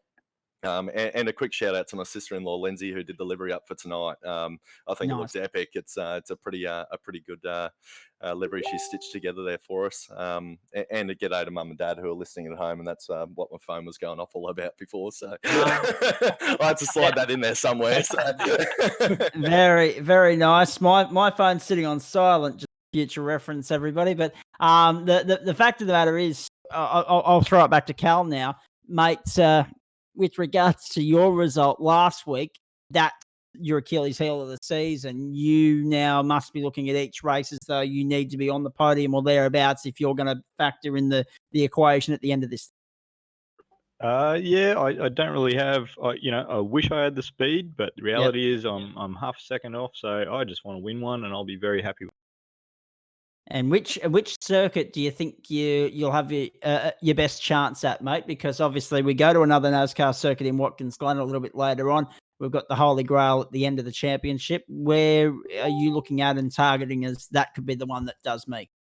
Okay, I guess motorsport or Watkins are the ones I've had experience at. The others, I'm just winging it. And I winged it at Montreal, and it turned out all right. So. Hopefully one of those we can work some strategy and have some speed.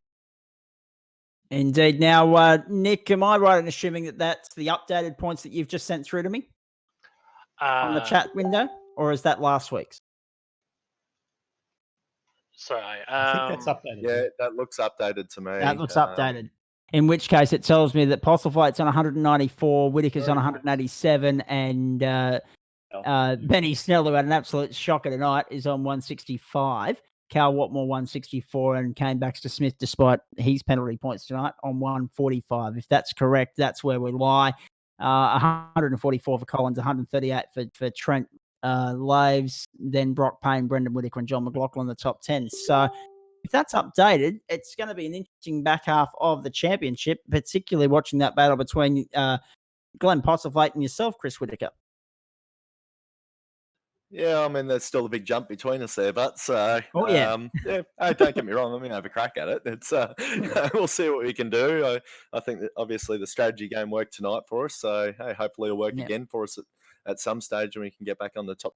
Mate, I expected nothing less from you. Well done. And let's see who else is in here that we can have a chat Hey, to. Zach, I just wanted to mention Yes, the clues for next week's production car series. Yep. We're in Japan still, and it's a small American. Ooh. Would this be anything to do with the fact that the cost of shipping and trucking is quite expensive, so you want to move from each iRacing track to the nearest one? Keep in the region. All about logistics. So Yes, we stay in Japan. If you look at my schedule, which you don't see, but we go to different continents, and we're staying in Japan this week, and it's a small American.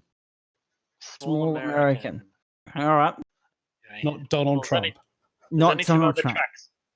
It's either Motegi or Suzuka, and a small American. Well, what could that be? Like a midget or something, maybe. No, I was going to say, is the Tsukuba circuit on the iRacing platform as well? Correct. Yeah, I think we had the answer there by two different people. Okay. All right. Look forward to that next week then. I think we might have just figured that out. Riddle me And, that. and then, of course, we'll go to the Daytona Beach in Florida as well. Brendan Whitaker, we haven't spoken to you a hell of a lot, mate, but we appreciate you sticking in the chat room there, and we might even come back to Brock in a moment as well. But obviously, from your standpoint, your brother's now, Chris has now got to win. What's your standpoint? Can you get up there and challenge with them as the series unfolds? I think realistically, just trying to sit in the top 10 at this stage. Pace-wise, they're consistently faster. That's the hard bit. Yeah. So I pulled not a bad little lap out in qualifying. Obviously, a few guys made a mistake, and you sort of jump up to the top 5 or 7. But realistically, it's that consistent pace. It just time. Just keep driving, keep practicing. That's it. What's the challenge for you in terms of finding that extra half a second, mate? Because obviously we're all on different simulators, different setups. It's very similar to being at the racetrack. Everyone's got a different car. Everyone's got a different setup. There's little nooks and crannies that are set up to suit the specific driver of the car. What's the secret to finding that extra half a second from your standpoint when you look at your sim, your setup, and your plan? I sort of feel like I got a similar setup to Rick Kelly, actually, with 3 monitors though. Yeah, so it's pretty simple, but same thing. It's just more get out there, have a bit of fun, but it's starting to get pretty serious, and you get keen, and it's the we'll see what next week brings, I suppose. Just lots of practice through the week and see how we go. Brock, I just thought of something while Brendan was just answering that question there for me, mate. Obviously, you're still, I believe, if memory serves, you're still school age, yes? I just I graduated last year. So. Oh, okay. Well, I was about to ask you how the homeschooling's going, but of course, it's now just home iRacing. So you must be relieved that you're not going through the homeschooling crap. I am, yeah. Good time to finish last year, luckily. You timed it perfectly, mate. On the subject of the iRacing, what's your plan of attack for the week ahead, mate? Any other cars, any other series that you're participating in, or are you focused on this thing on a Friday night? Mainly focused on the Tier 2s on Fridays. I do the iRacing series to try and bump my license up during the week, but it's a bit hard because I spend my sims at my dad's, and I'm only here Friday and on the weekend. So what you're saying is, if there's any potential sponsors out there wanting to hook you up with a second sim, that's it. Well, yeah.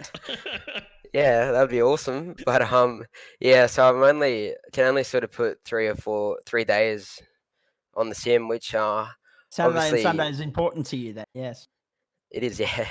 But these guys put in the practice at the front, and that's where the speed is. So just well done to the guys on the podium tonight. Yeah, it's an awesome drive. Yeah, it certainly was indeed, mate, and well done to yours. Yeah, cheers, Zach. What we saw, so good work, and we look forward to seeing you again next week. And I think everyone else has jumped out that we might or might not have wanted to chat to. Nick, I know you're about to ask me the same question probably. Your thoughts on driver of the day? Yes, you beat me to it. Well, I have to say, especially from that last race, it could be anybody. There was just so many things going on. Like Trent there made his way up from, where is he? From 14th on the grid to finish 7th. You had Chris taking a win finally. You had Callum Watmore right on his tail. You had Sam making it through a smell of an oily rag. Yep. You had so many things going on. But I'll have to say, probably Trent there, bucking the trend, going long on those fuel stops, and actually leapfrogging some people to get up in that top 7. Sorry there, Chris. But yeah, All good, mate. but I would have put you. I put Chris a very close second there. But yeah, definitely Trent, because that was. I particularly like it when people buck the trend and try and go left when everybody's going right. So I'll have to say I'll give it to Trent there. I've got to give it a 3-way split. I can't split the top 3 for the following reasons: Chris for finally getting the W, Sam for having the less penalty points, as Nico pointed out to us, and Cal for redeeming himself so beautifully after a Champ circuit last week. So for mine, to see those 3 guys on the podium was a very good outcome. And apologies to anyone that might find that offensive. But Trent Laves, I'm looking forward to seeing you get on the podium at some point next week, mate, of course, and a nice finish after getting taken out on the last lap last week and then running out of fuel. At least you didn't have that problem tonight, mate. Well, I'm going to chime in. I think on the final vote here, yes, Nico. I would say that Sam Collins, 2 incident points, started 9th, finished 3rd. I think that's a winner. I have to agree with that. That's nicely adjudicated by our steward there as well. Final thoughts actually from you, Paul, because obviously we're about to wrap things up here, mate. But from our standpoint, an entertaining spectacle. You guys had your work cut out for you right throughout the race. I dare say won't be any different. We'll have action aplenty left, right, and centre, and you'll be kept on your toes once more. Yeah, I think Daytona Road in these cars will be absolutely amazing. As we talked about, I think they'll be braking before the start-finish line for turn 1, so that'll be interesting to watch. It's an amazing track. I've never raced these sort of cars. I think I've done the V8 Supercars once around Daytona Road. I cannot imagine what these things will be. It should be an amazing race. So again, thanks for the support, guys. Thanks for our sponsors, and look forward to next week. Chris Whitaker, I just read your message coming to the chat thread there, mate. Do you want to relay that to the rest of the broadcast for us? Yeah, just for the drive of the night scenario, I was just saying for Dean Ross, who came in 6th there after starting 12th. I'd put him down for a vote there, definitely. I only told him about the series at 4:00 this afternoon, so you don't get much less practice than that. So I've done a lot of racing with Dean over the years, and he's a bloody good driver. But I honestly didn't expect him to finish that far up. That was pretty impressive for mine. Yeah. And this is what Nick's been saying, and I've been saying right throughout the night. The way that this series continues to grow week on week, I'm looking forward to seeing the field we'll have when we get to Mount Panorama in 4 weeks' time, or 5 weeks' time, I should say. But from your standpoint, Nick, the way in which this series is growing, you guys that organise it at the Gentlemen's Racing Club must be massively happy, because it's not just with the promotion and the video stream that Rob Hazeldine's putting in, or the commentary that you and I are doing, but it's the word of mouth of the guys that are actually involved that's helping spread the word here. Well, yeah, and each week it keeps stepping up too. Rob's presentation and the like keeps stepping up. Our art department keeps stepping up. The organisation as a whole keeps stepping up. Yes, Michael Porter. I accidentally hit him in the previous race. It just keeps stepping up every time. So it's a really our Gentlemen's Racing Club community is actually a really tight-knit bunch of guys, and we're all here for the right reasons, and we all treat it as a sim as such. And I've been very boisterous about that, just treating it as a sim, treat it like it's real. And as you can see by the results, I mean, you only just have to look at the results. Like, the first person with double point incidents is Brendan, and 4 of those were because he got hit. Yeah. So everybody from 9th and up to 1st had less than 10 incidents all race, whereas, as you've seen in the previous week's results, they've been in the 20s and 30s. Yeah, everyone's slowly cleaning up their act, no doubt about that. And on the Mount Panorama thing, you watched people who registered at the first week and have not turned up will turn up for that race. Oh, without doubt, we'll have a field going back to Orange for that one. That'll be. Carl Watmore just saying these things are very tricky to drive, and that's just not a real life thing, as you can attest to, mate. But also on the sim as well. Yeah, absolutely. Yeah, I'm saying that for Dean, although his pace is suspiciously good. He must have driven something like these. I was just having a look. I'm like, wow. But still, for his first meeting and moving up and keeping clean, when so many of us were making mistakes on such a tricky track, that's a real. Yeah, he's definitely his fastest time is definitely not far off. So I think fastest time was Glenn 1:39.095, and Dean's done a 1:40.8 first time in, pretty good. All right, there we go. Fantastic stuff. Paul Nichols, thank you. Brock, Chris, and also Cal. You're the only three there left in the chat window that we've been talking to, boys. But thank you very much for sticking around. And Chris, well done again, mate. Go and spray some champagne and enjoy a cold one and a nice movie to wind down on a Friday night. Just a quick shout out to Craig Bott, grandfather in the chat, Race Control. Thanks, mate. Cannot forget about Race Control. 3 of them in there tonight, and they still had not enough eyes for the action. So if you want to get involved in Race Control, folks, have a chat to Paul Nichols at the Gentleman's Racing. Yeah, also Mikey Hammond. Sorry, I forgot to mention Mikey Hammond. The Hammer was in Race Control as well. Really good insight into the understanding of driving, and he gives us a lot of assistance. And of course, well done to Mike for the performance at the Okayama circuit earlier in the evening as well. So Tsukuba and Daytona, the next stop, and we're looking forward to that immensely. And once again, we've gone grossly over time here. I'll hand it back to you, Nick, to wrap things up, mate. That was a nice way to start the month of May. Normally associated with the Indianapolis 500. Unfortunately, it's only a 170 virtually this time around on Sunday morning. But in its absence, we'll keep ourselves entertained with some great tracks coming up over the next few weeks and a championship that, with results from tonight taken into consideration, is really heating up. 100%. All right, to finish off tonight, the Gentlemen's Racing Club would like to thank Central Coast Subaru and LJ Hooker Gayndah for their continued support and helping put this together. We'd also like to thank Doadrift and Rebel Hazeldine for their tremendous broadcasting abilities and streaming abilities. And I'd like to thank you too, Zach, for your commentary. Pleasure, mate. This is a massive production. Once again, thank everybody who's been a part of it, drivers through to people behind the scenes. My name is Nick. We're signing off. Have a great night. First day of May. Enjoy the rest of the month. We'll see you back here next Friday for some more action, and we're done. May the 4th be with you. Thanks, guys, and have a great one. We'll be back shortly with some Call of Duty, so hang around. I'll end the stream here and reboot it up in about 5 minutes. I'll see you soon. Good broadcast, guys. Good job.